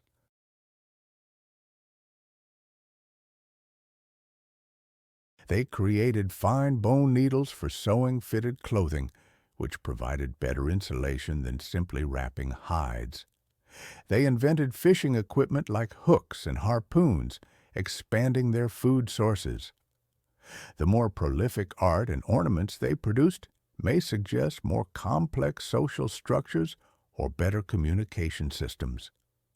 Modern humans also had wider trade networks. Materials found at modern human sites came from hundreds of kilometers away, indicating the exchange of goods over large distances. Neanderthal trade networks were more localized. Trade isn't just about material goods, it's about information exchange and social connections. Wider networks mean more people sharing ideas and innovations, accelerating cultural evolution and adaptation. Some researchers believe modern humans might have had slightly better language abilities, allowing for more complex planning and coordination. Or perhaps they had social structures more effective at resource acquisition or raising children. These are subtle differences that wouldn't be obvious in archaeological remains, but over generations they could compound into significant advantages. Climate, too, might have been a factor. The late Ice Age was climatically unstable, with rapid swings between cold and warm periods. Perhaps Neanderthals, specialized for cold, stable conditions, struggled more with these rapid fluctuations. Modern humans, coming from Africa with its own climate variability, might have been more adaptable.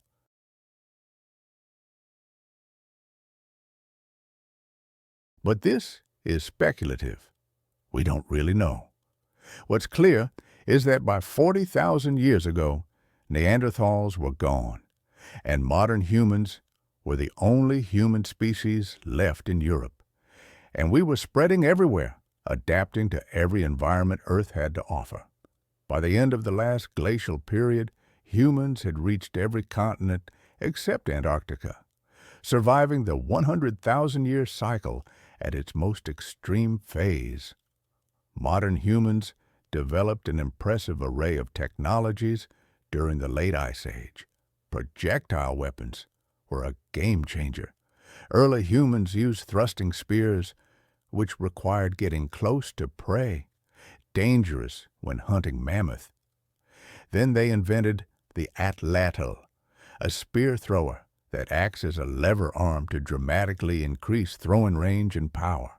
Suddenly, they could attack from tens of meters away, much safer. Later, probably between 20,000 and 30,000 years ago, in some regions, humans invented the bow and arrow. This was huge. Arrows are faster and more accurate than atlatl darts. You can carry more ammunition, You can hunt smaller, faster animals more effectively. The bow might be one of the most important technological innovations in human history. It fundamentally changed how humans could acquire food and defend themselves. Hunting strategies became more sophisticated too. There's evidence of drive hunting, where groups would herd animals toward cliffs or into constructed traps, sites with hundreds of bison or horses driven off cliffs and butchered.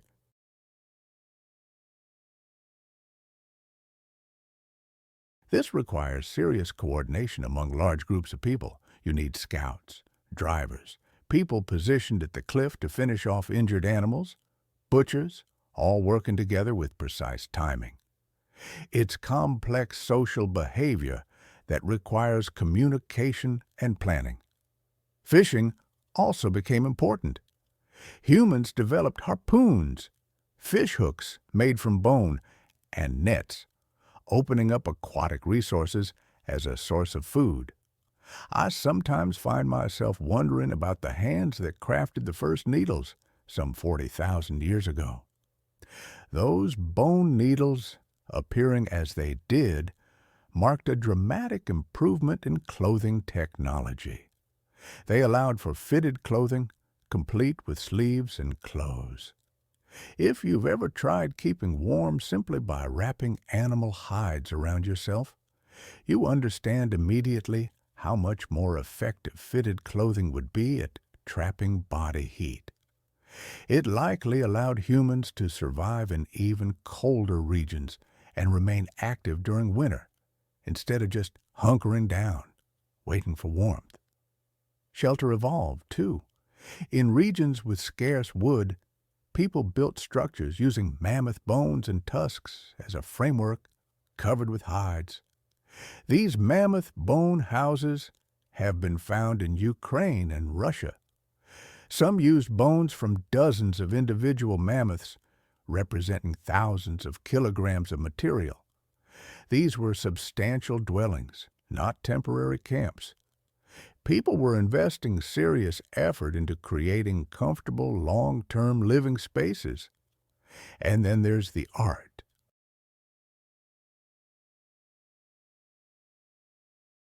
Ice Age humans created stunning artwork. Cave paintings like those at Lascaux and Chauvet in France are justly famous. These aren't crude drawings. They're sophisticated, dynamic images of animals rendered with incredible skill and accuracy.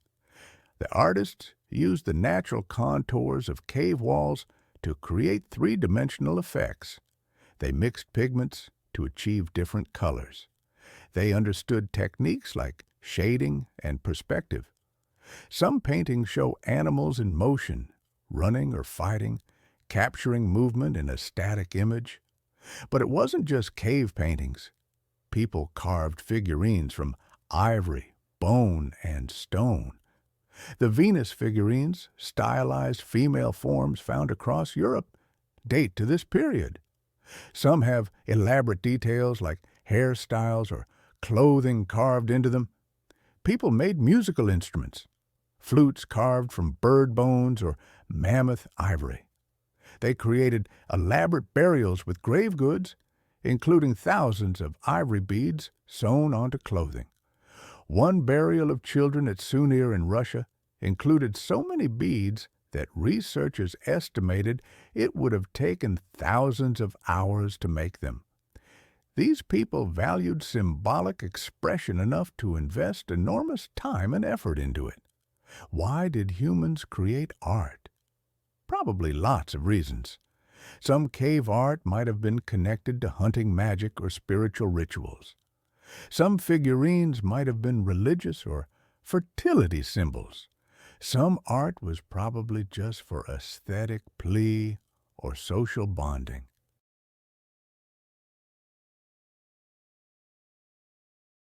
The point is, Ice Age humans weren't just focused on survival. They had rich inner lives, symbolic thinking, spiritual beliefs, and cultural traditions. They were fully modern mentally and behaviorally, even though they lived in conditions we'd find incredibly harsh. Human populations during the Ice Age weren't huge by modern standards. Estimates suggest maybe just a few million people worldwide, but those people had spread across most habitable regions. They'd reached Australia by at least 65,000 years ago, crossing significant water gaps even during low sea levels. They'd spread throughout Asia and Europe, and critically, they'd made it to the Americas. The peopling of the Americas is fascinating. During peak glaciation, when sea levels were low, the Bering Land Bridge connected Asia and North America. But this wasn't just a narrow strip. Beringia was a vast region, probably thousands of kilometers wide, with its own ecosystems. Humans crossed it, probably following game animals, entering a continent with no previous human population and megafauna that had never encountered human hunters. The timing is still debated. The oldest widely accepted sites in the Americas date to about 15 to 16,000 years ago, but there are controversial sites that might be older, suggesting people could have arrived as early as 20 to 30,000 years ago. Either way, once humans were in the Americas, they spread incredibly fast.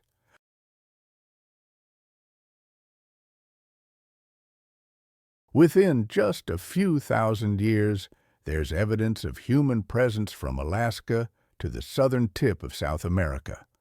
That's an incredible migration speed. And remember, the American megafauna went extinct shortly after humans arrived. Mammoths, mastodons, giant ground sloths, horses, camels, all gone within a few thousand years of human appearance. The timing suggests humans played a major role. The Clovis people, with their distinctive spear points and apparent focus on hunting mammoths, have been particularly implicated. But it's complicated. Climate was changing rapidly at the same time.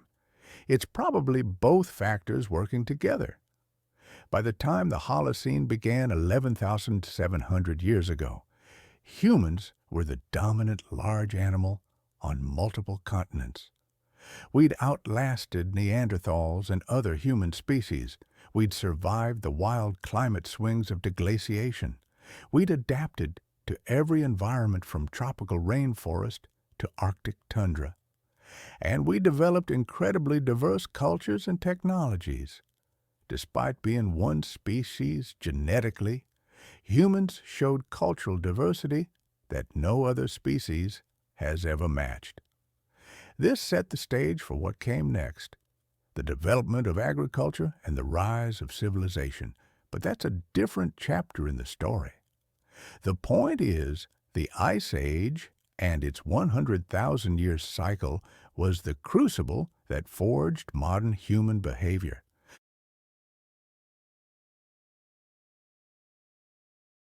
The technological innovations, the social structures, the symbolic thinking all developed or were refined during the harsh conditions of glacial cycles.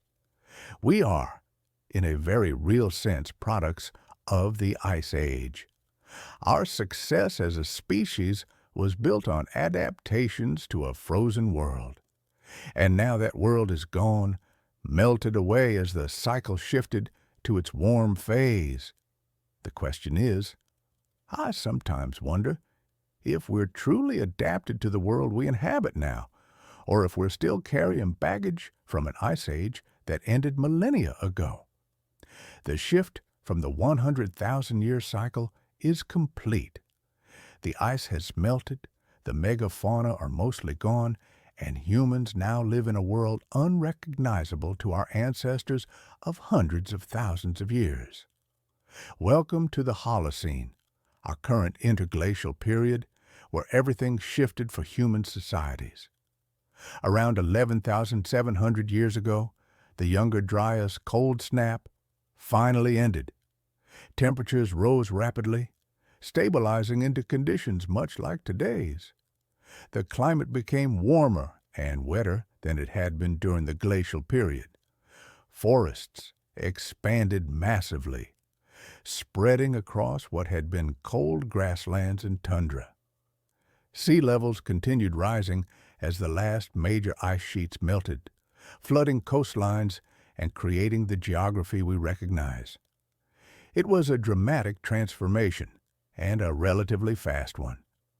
For humans who had lived as hunter-gatherers, this was both an opportunity and a challenge.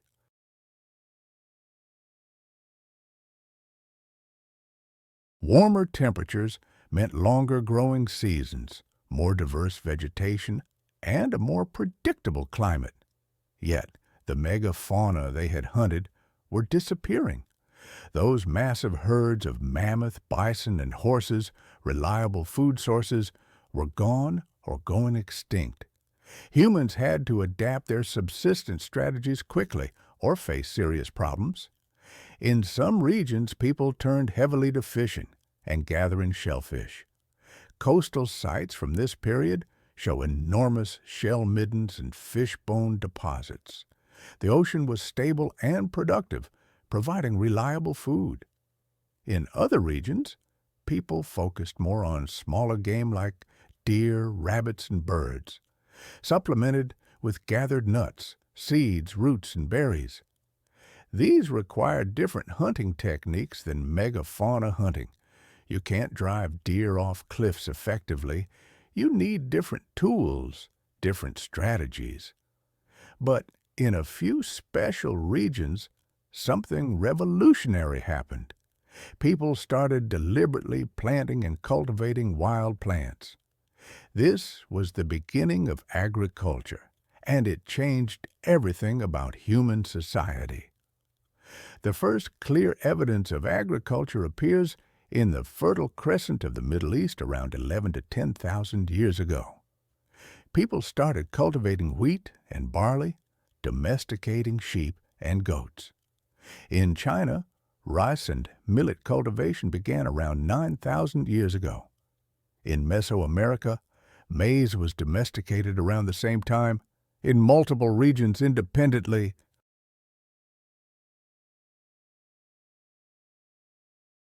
Within just a few thousand years of each other, humans invented farming. The question of why agriculture developed when it did has been debated forever. One theory points to population pres. During the Ice Age, human populations were kept relatively small by harsh conditions and limited food resources. But as the Holocene began and conditions improved, populations might have grown to the point where hunting and gathering couldn't support everyone. Agriculture produces more calories per unit of land than hunting and gathering, so it can support higher population densities. If your population outgrows your hunting territory, you either starve, migrate, or innovate. Some groups chose innovation. Another theory emphasizes climate stability. Agriculture requires planning for the future. You plant seeds and wait months for harvest. This only makes sense if you can reasonably predict that conditions will remain suitable for plant growth. During the wildly fluctuating climate of the late Ice Age, with events like the Younger Dryas, that wasn't a safe bet. But during the Holocene, climate became more stable and predictable. You could plant in spring and be reasonably confident summer would come and your crops would mature. This stability made agriculture viable in a way it hadn't been before. There's also a theory that the Younger Dryas specifically triggered agriculture in the Middle East.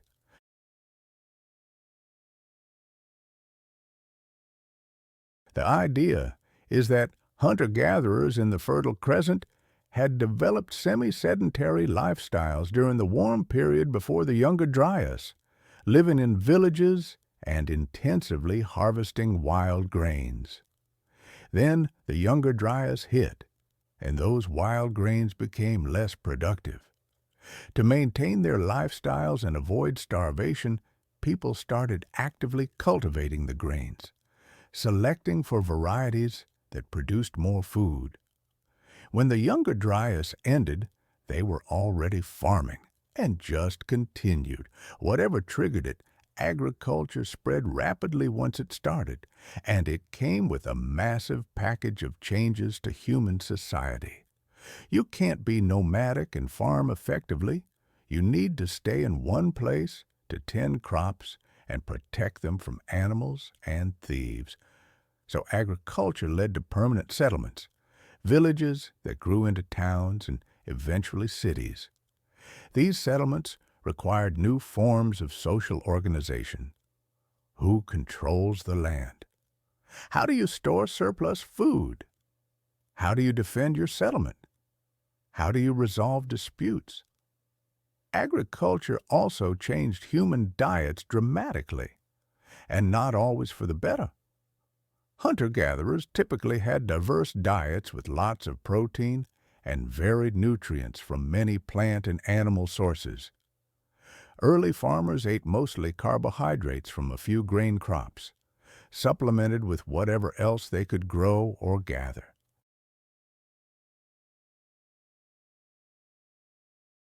Skeletons from early agricultural societies show signs of nutritional stress compared to hunter-gatherers.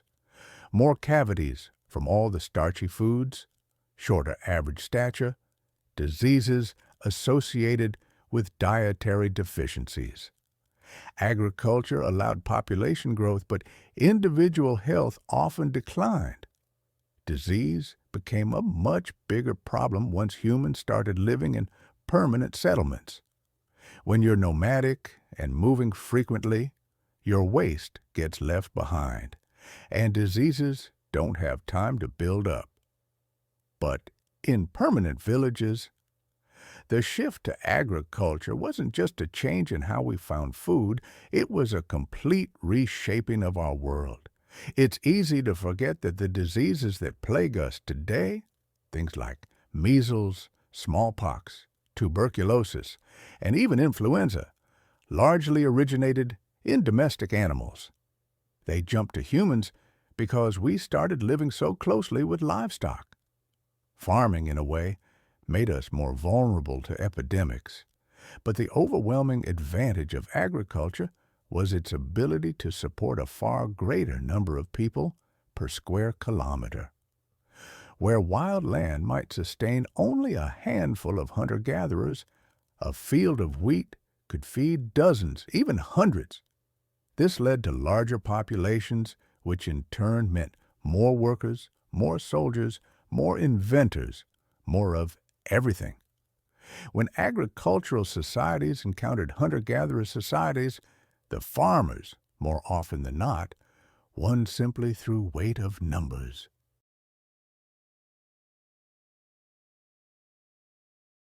Over thousands of years, agriculture spread across much of the world, either through migration, displacement, or the adoption of farming by hunter-gatherers themselves. This transition from mobile hunting and gathering to settled agriculture set the stage for the rise of complex civilizations. Permanent settlements grew into cities.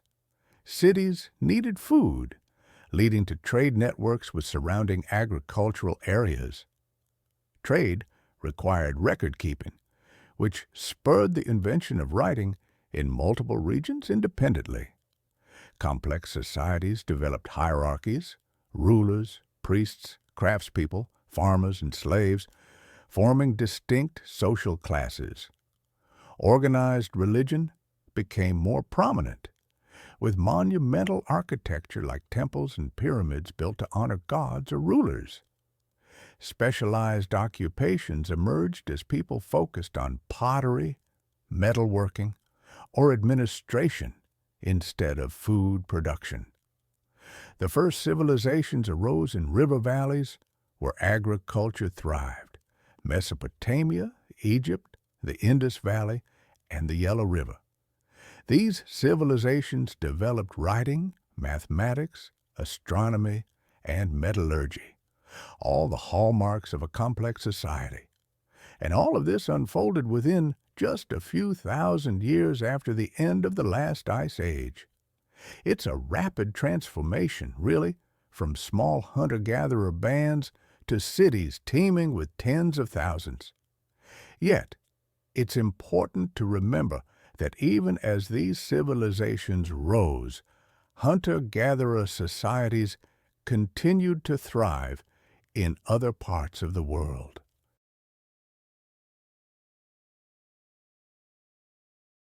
The Aboriginal peoples of Australia, for instance, maintained their hunter-gatherer lifestyles for tens of thousands of years after agriculture was invented elsewhere. In the Americas and Africa, many groups remained hunter-gatherers, some even until very recently. Agriculture wasn't inevitable. It was simply one strategy among many, one that happened to be remarkably successful at supporting large populations and complex societies, but not the only viable way to live. The ecological consequences of this transition were profound. Forests expanded, transforming ecosystems. Species adapted to open grasslands had to adapt, move, or face extinction. Cold-adapted species retreated northward, while warm-adapted species expanded their ranges. The distribution of species across the planet shifted dramatically, and humans were increasingly shaping these ecosystems, often in ways we didn't fully understand until recently. Indigenous peoples around the world use fire as a landscape management tool, burning regularly to maintain open areas that attracted game or promoted the growth of useful plants. This burning had huge effects on vegetation patterns. What we often perceive as pristine ecosystems are, in many cases, anthropogenic, shaped by thousands of years of human fire management. In Australia, Aboriginal burning transformed large areas from dense forest to open woodland and grassland.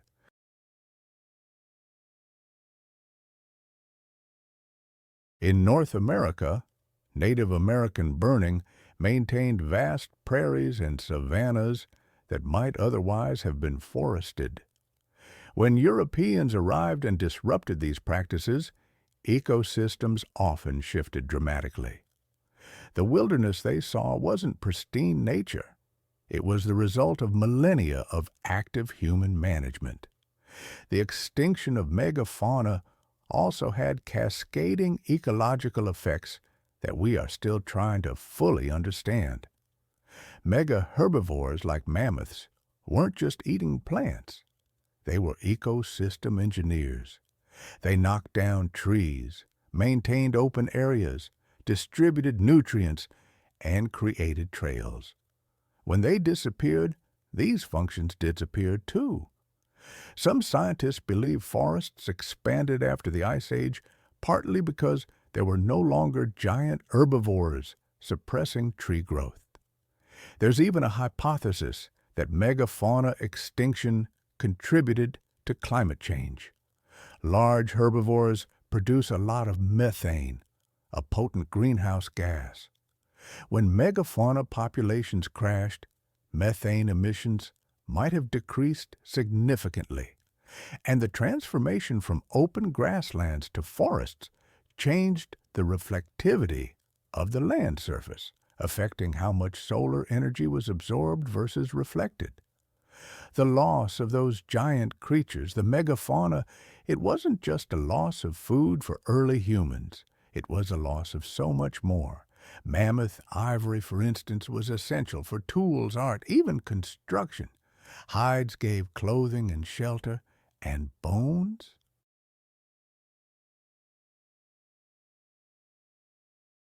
They were used for everything imaginable, from needles to the very frameworks of dwellings. Their disappearance forced humans to innovate, to find substitutes. I suspect that this drove technological leaps. In a way, The extinction of the megafauna might have even accelerated the transition to agriculture in some regions. If your primary food source vanishes and you can't replace it by hunting smaller game, the only choices are to starve or find a new way to survive. Agriculture became that path. Those extinctions that ended the Ice Age world might have inadvertently pushed humans toward the lifestyles that created modern civilization. The Holocene, the geological epoch we're currently in, has been unusually stable compared to the dramatic climate swings of the Pleistocene. Yes, there have been variations, warm and cold periods, droughts and floods, but nothing like the rapid warming and cooling events of the Ice Age. This stability, I believe, is what allowed civilizations to truly develop. It's difficult to build cities and plan agriculture when the climate could drastically change within a single generation. But the Holocene's relative stability allowed humans to make long-term plans and investments, to build irrigation systems and monumental architecture that took decades, even centuries, to complete. Of course, different parts of the world experience the Holocene in different ways. The Sahara Desert, now a vast, empty wasteland, was once green and wet.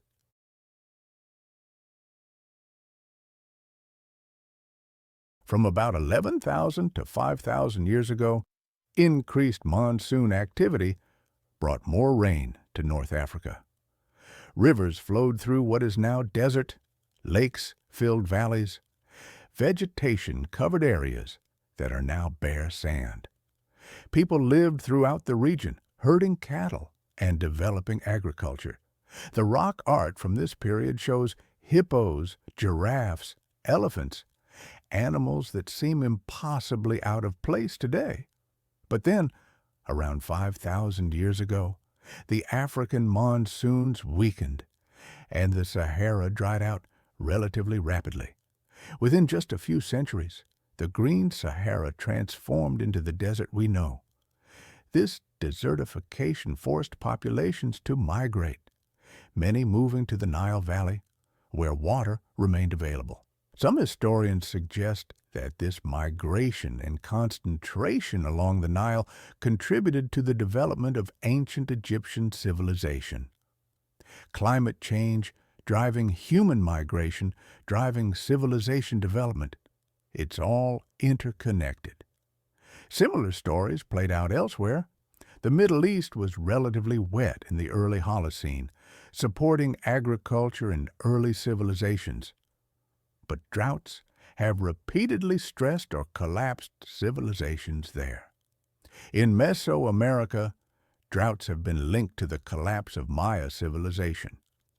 In the American Southwest, extended droughts forced the abandonment of settlements like Mesa Verde.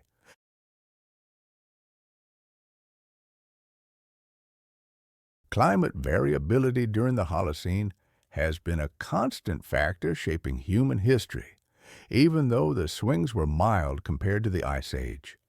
And here we are now, roughly 11,700 years into the current interglacial period. Based on past interglacials, we should eventually slide back into glacial conditions at some point. Different models offer different predictions. Some suggest we have thousands of years before the next glaciation begins. Others think tens of thousands of years. The orbital cycles are complex, and their effects don't always align predictably. But there's a massive wild card now. Human activity is affecting global climate on a scale that might override the natural cycles entirely. We've increased atmospheric carbon dioxide from the natural interglacial level of about 280 parts per million to over 420 parts per million. That's a 50% increase in just a couple of centuries. The ice core records going back 800,000 years show nothing like this. We're in completely uncharted territory, And this brings us to the big question, what happens next? So, here's where things get really interesting and, honestly, a bit scary. We've spent this whole time talking about how the 100,000-year cycle has controlled Earth's climate for millions of years, creating ice ages and shaping the evolution of life, including humans. But now, for the first time in the history of this cycle, one species has the power to override it. And that species is us.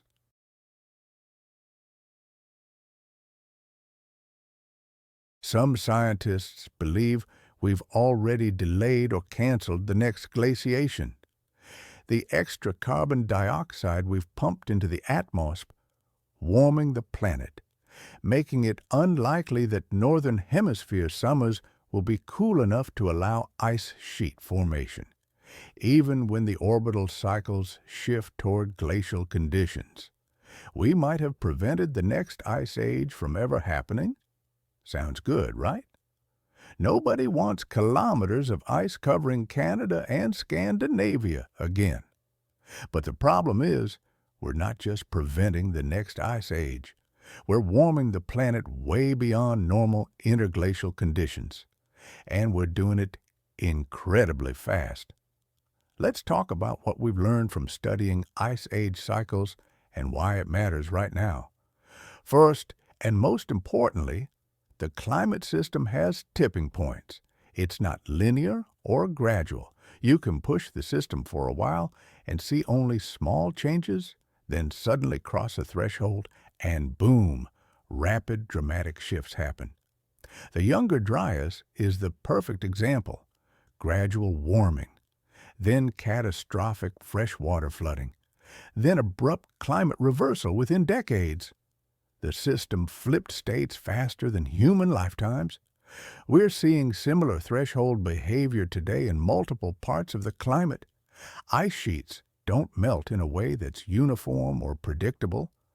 I've learned they can remain stable for incredibly long stretches, and then, quite suddenly, accelerate their melting when they reach certain critical points.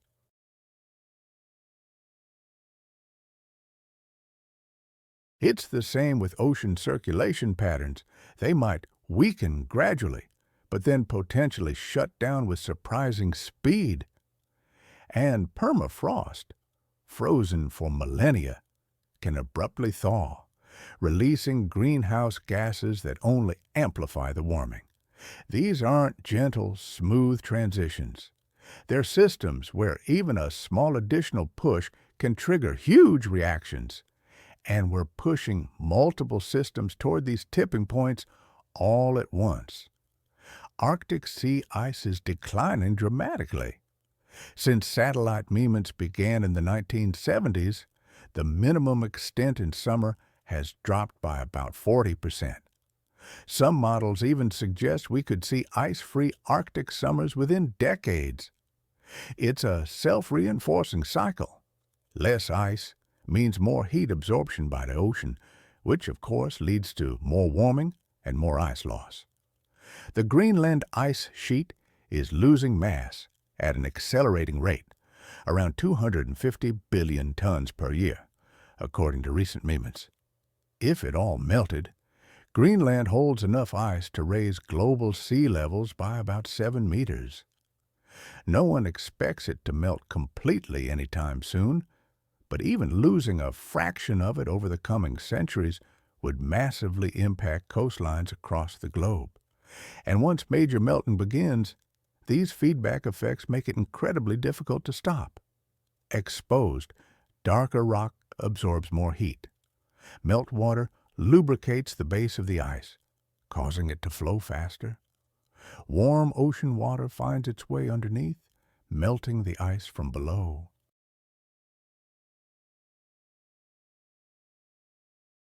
It's all positive feedback, amplifying the initial change. The West Antarctic ice sheet is particularly concerning. Much of it rests on bedrock below sea level, and warm ocean water is already getting underneath, causing melting. Some scientists believe that major portions of it might be committed to collapse over the coming centuries, even if we were to stop warming today. If that happens, we could be looking at 3 to 5 meters of sea level rise. I can only imagine how that would remake coastlines globally and displace hundreds of millions of people. The carbon cycle is being disrupted in ways that mirror the Ice Age cycles, but in reverse and at a much faster rate. During glacial periods, carbon dioxide dropped to around 180 to 200 parts per million.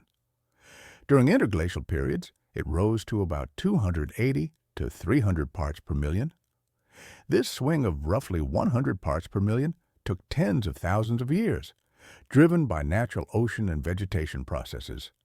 But we've increased carbon dioxide by over 140 parts per million in just over a century. We're replicating the entire range of the natural cycle in a tiny fraction of the time. We're blowing past natural interglacial levels and entering territory Earth hasn't seen for millions of years. The last time carbon dioxide levels were this high was probably during the Pliocene epoch, around 3 million years ago. Back then, temperatures were several degrees warmer than they are today.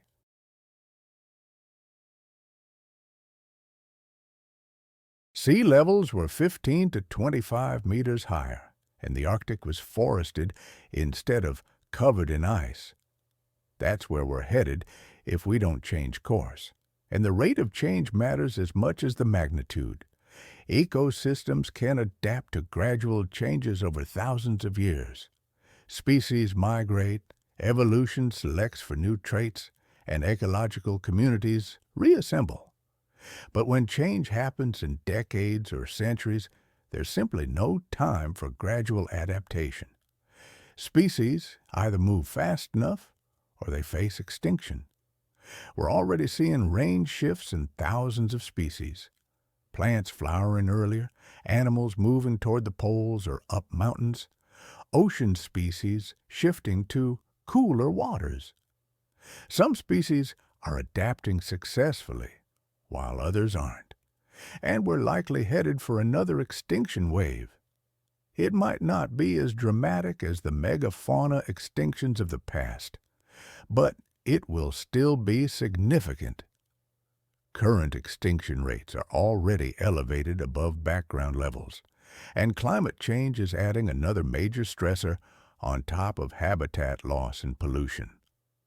Here's something that keeps scientists up at night. During Ice Age cycles, carbon dioxide changes were a feedback, not a forcing. Orbital variations changed sunlight distribution, which affected temperature. Those temperature changes affected ocean chemistry and vegetation, which in turn changed atmospheric carbon dioxide. The carbon dioxide then amplified the temperature changes.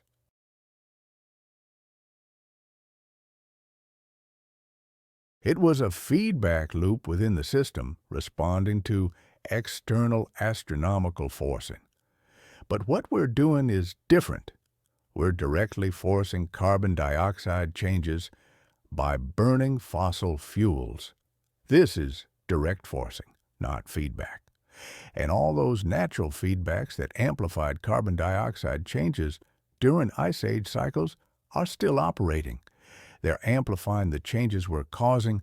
We're pushing on a system with built-in amplifiers, and we don't fully understand all of them or where the thresholds lie. Permafrost is a huge wild card. There's around 1,500 billion tons of organic carbon stored in frozen Arctic soils. That's roughly twice as much carbon as tea currently in the atmosphere. As the Arctic warms, permafrost thaws, and microbes start decomposing that organic matter, releasing carbon dioxide and methane.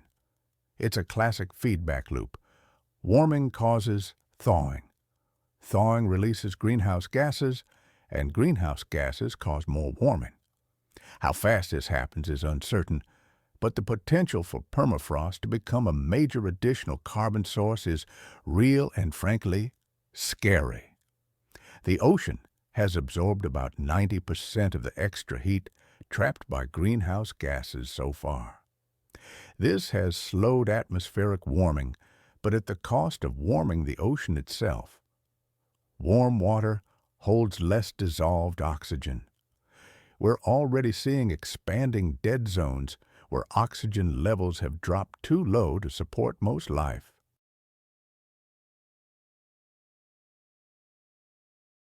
Marine organisms are stressed by warming, acidification from dissolved carbon dioxide, and oxygen loss simultaneously.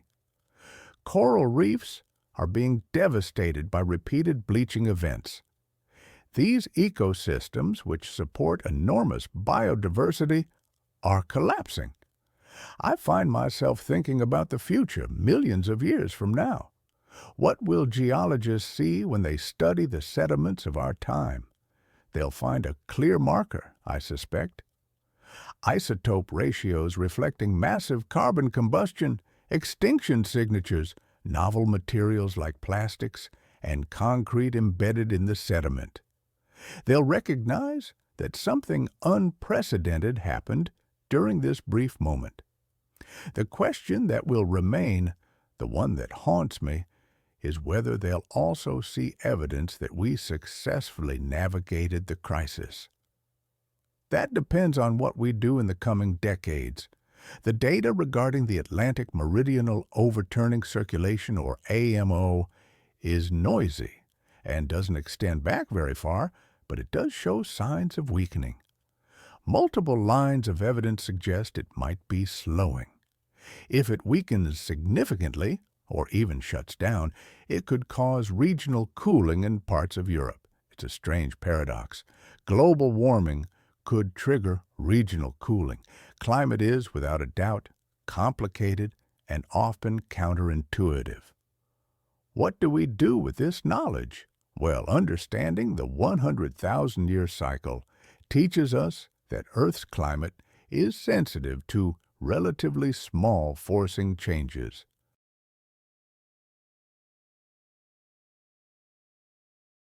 The orbital variations that trigger ice ages are, in reality, tiny changes in seasonal sunlight distribution. Yet, combined with feedbacks, they're enough to tip the system from one state to another. We're applying forcing much larger and faster than those orbital variations. The response will be substantial, I believe. It's just a question of how substantial and on what time scale. We also learned that climate has momentum. Ice sheets take thousands of years to grow, but they can collapse much faster. Once you start major melting, stopping it becomes incredibly difficult. Ocean circulation changes can be hard to reverse. Some of the changes we're causing are essentially irreversible on human timescales. Even if we stopped all emissions tomorrow, temperatures would remain elevated for centuries as the ocean and atmosphere slowly equilibrate. Sea level would continue rising for centuries, perhaps millennia, as ice sheets keep responding to the warming already in the pipeline. It's uncomfortable to think about, I know. We've probably already committed to significant changes, even with aggressive emission reductions. Some warming, some sea level rise, some ecosystem disruption is already baked in. The question is how much more we add. Every bit of additional warming makes things worse. Every tenth of a degree matters when dealing with systems that have tipping points. The paleoclimate record teaches us that rapid climate change is really hard on societies.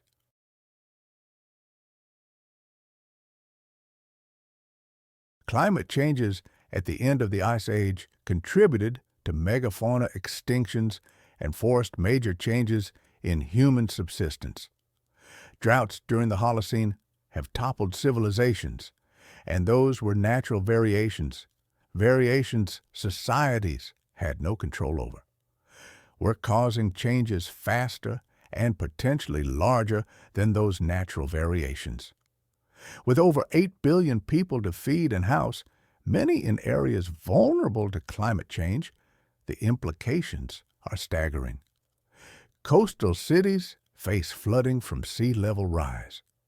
Agricultural regions face shifting rainfall and more extreme weather. Water resources are stressed by changing precipitation and glacial melt. Tropical regions could see temperatures exceeding human survivability thresholds for outdoor work during heat waves. Island nations could literally disappear. The humanitarian implications are enormous and unequally distributed. Those who contributed least to causing climate change are often the most vulnerable to its effects.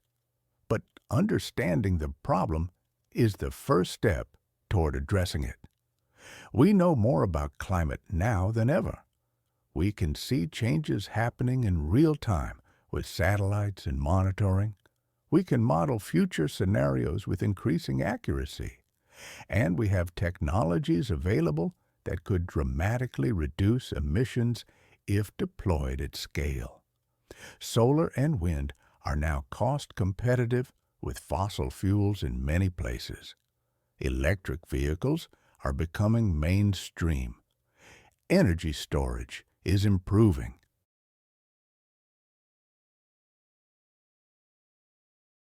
Carbon capture is being developed, though not yet proven at the necessary scale.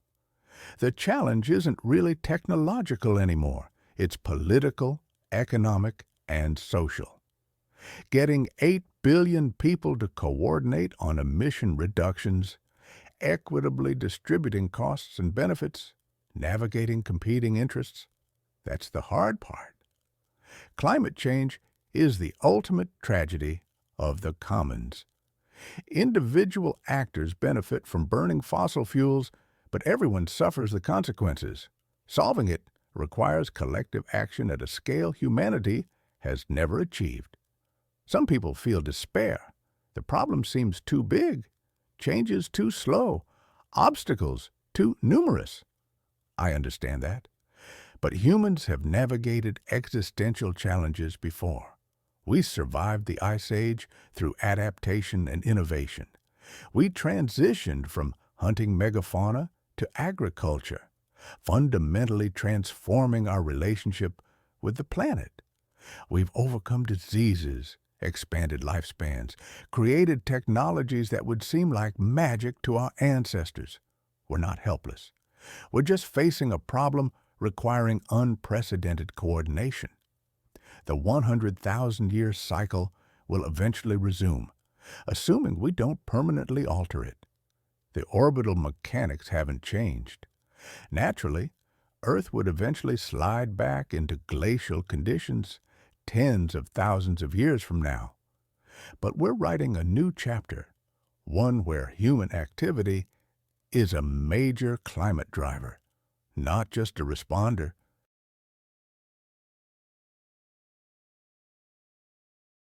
We're affecting the planet on a scale comparable to the astronomical forces that controlled climate for millions of years. No species has ever had this influence. It's both inspiring and terrifying. The cycle reminds us that climate is dynamic, sensitive to forcing, full of feedbacks and tipping points. It's not a stable, unchanging background. It's an active system responding to inputs. For millions of years, those inputs were natural. Now, we're adding a new input, and the system is responding. We are living through a truly unique moment. In the 4.5 billion years of Earth's history, never before has one species understood the global climate system while simultaneously altering it. We hold knowledge and power no organism has ever possessed. What we choose to do with that knowledge will determine Earth's trajectory for thousands, even millions of years. No press, as they say. The Ice Age cycles have shown us just how resilient life can be. Earth has endured dramatic climate shifts, and life has always found a way to survive, adapt, and even thrive. Life even survived the asteroid that wiped out the dinosaurs. It survived ice ages. It will survive this. The real question is whether human civilization as we know it will thrive, or whether we will face massive disruptions that could have been avoided with a little foresight and decisive action. I began by talking about the mystery of the 100,000-year cycle and how scientists patiently unraveled it.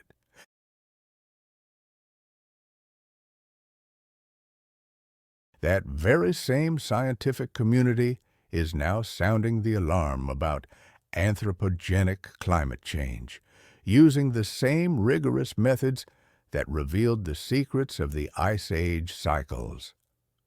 If we place our trust in the science that illuminated the past, it only makes sense to trust its predictions for the future. And it's abundantly clear that we're pushing the system hard.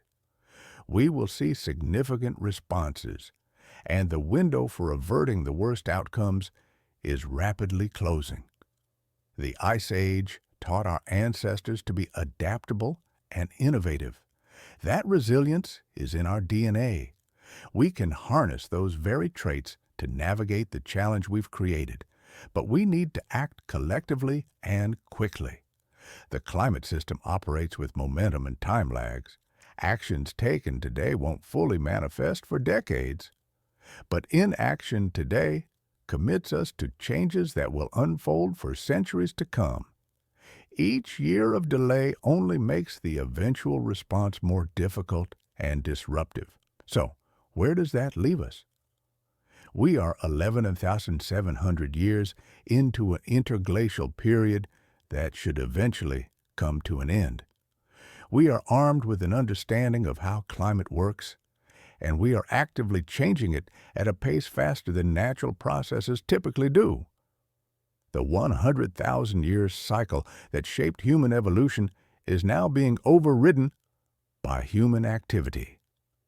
We have become a geological force. The only question now is whether we will wield that power wisely or recklessly.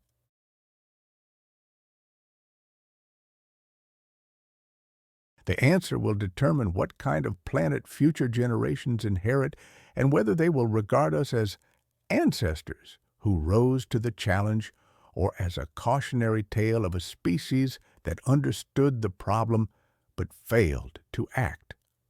The clock is ticking. The cycle that sustained life for millions of years is still operating in the background. But for the first time, it might not matter, because for the first time, one of the species it created has the power to override it. And what we do with that power in the next few decades will determine not just our future, but the future of countless other species sharing this planet with us. The Ice Age is over. The question is, what comes next? And unlike our ancestors, who simply had to survive the cycle, we have the power to shape it. That's both an incredible responsibility and an incredible opportunity. It's time to see what we do with it. It might sound crazy, but I think it's important for everyone to understand something right away. We are, in fact, living in an ice age. I know it sounds like something out of a movie, but it's true.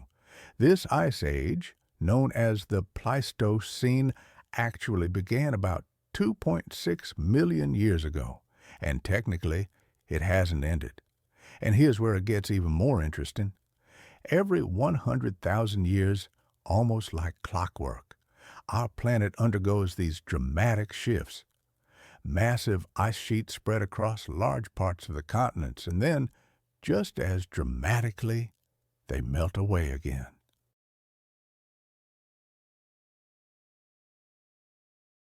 This cycle has been repeating itself for millions of years. I've always wondered, what's so special about that 100,000-year mark? What causes it? Well, it turns out it has everything to do with how Earth subtly wobbles as it travels through space. And the story of how scientists figured this out is truly incredible. When Earth fully tips into one of these glacial periods, it becomes home to some of the most magnificent and bizarre creatures that have ever existed. I'm talking about woolly mammoths, giant ground sloths, and saber-toothed cats hunting prey that weighed several tons. This 100,000-year cycle literally shaped the evolution of life on Earth for millions of years. But get this, about 10,000 years ago, most of these incredible animals just vanished. The cycle shifted, the ice melted, and suddenly, the megafauna that had dominated the planet for hundreds of thousands of years couldn't survive. We're still trying to understand exactly why. Was it climate change? Was it the arrival of humans? Maybe it was both. The debate is still ongoing. So, I want to break down this 100,000-year cycle, explain how it works, why it happens, and what kind of world it creates during the cold phases, as well as what happens when it shifts back to warm. We'll meet the creatures that thrived in these Ice Age conditions, learn how humans survived and adapted, and understand why it all came crashing down so recently.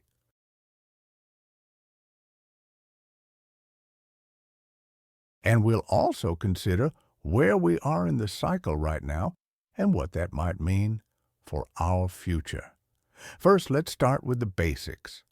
An ice age isn't just a cold period.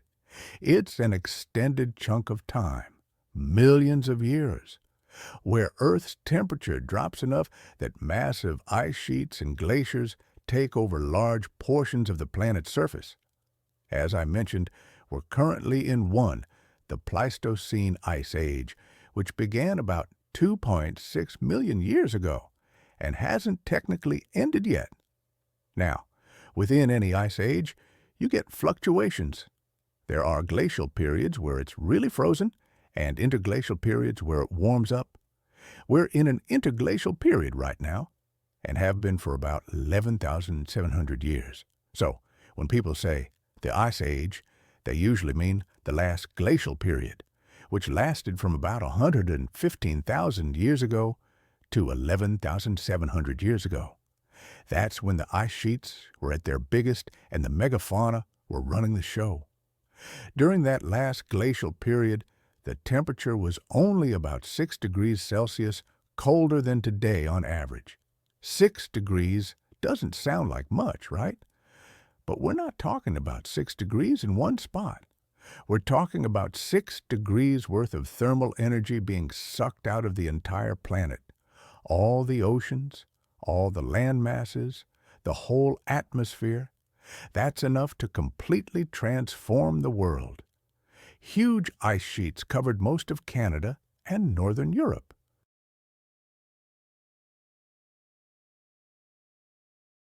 The Laurentide ice sheet in North America and the Fennoscandian ice sheet in Europe were kilometers thick in some places. Because so much water was locked up in ice, sea levels dropped by over 100 meters. You could walk from England to France. You could stroll from Asia to Alaska across what's now the Bering Strait. The coastlines were completely different, and the landscape was mostly tundra and cold grasslands, dry and windswept, nothing like the forests we see today. So, what caused this? Why does Earth go through these dramatic swings every 100,000 years? The answer starts with this Serbian scientist named Milutin Milankovitch. Back in the early 1900s, he figured out something nobody else had really considered. What if ice ages weren't caused by anything happening on Earth, but by changes in Earth's position relative to the Sun? You see, Earth's orbit isn't perfectly circular. It's slightly elliptical, and the shape of that ellipse changes over time because of gravitational pulls from other planets, mainly Jupiter and Saturn. Sometimes our orbit is more circular, sometimes it's more stretched out. And this cycle of changing from circular to elliptical and back takes about 100,000 years. That's the first Milankovitch cycle, called eccentricity. When Earth's orbit is highly elliptical, the distance between Earth and the Sun varies more dramatically throughout the year. This affects how much solar radiation hits different parts of the planet at different times.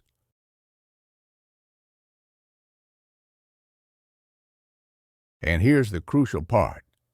It's not about how much total sunlight Earth gets, it's about where and when that sunlight hits.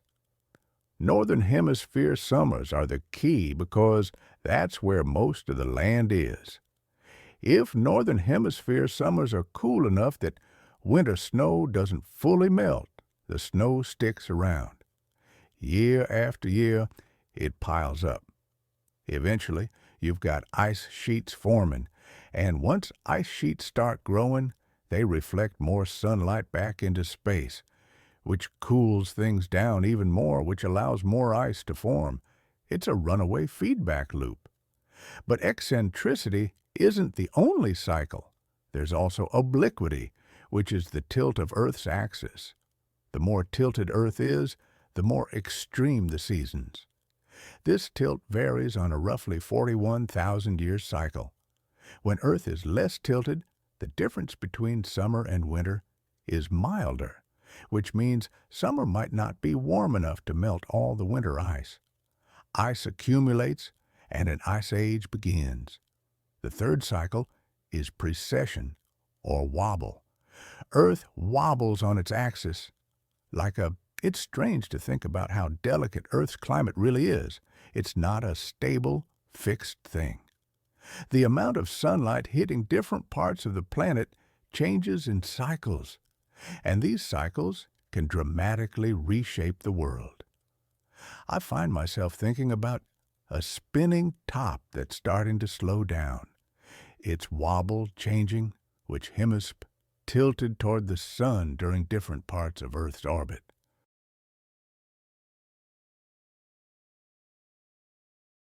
This happens on a 26,000-year cycle, affecting the contrast between seasons.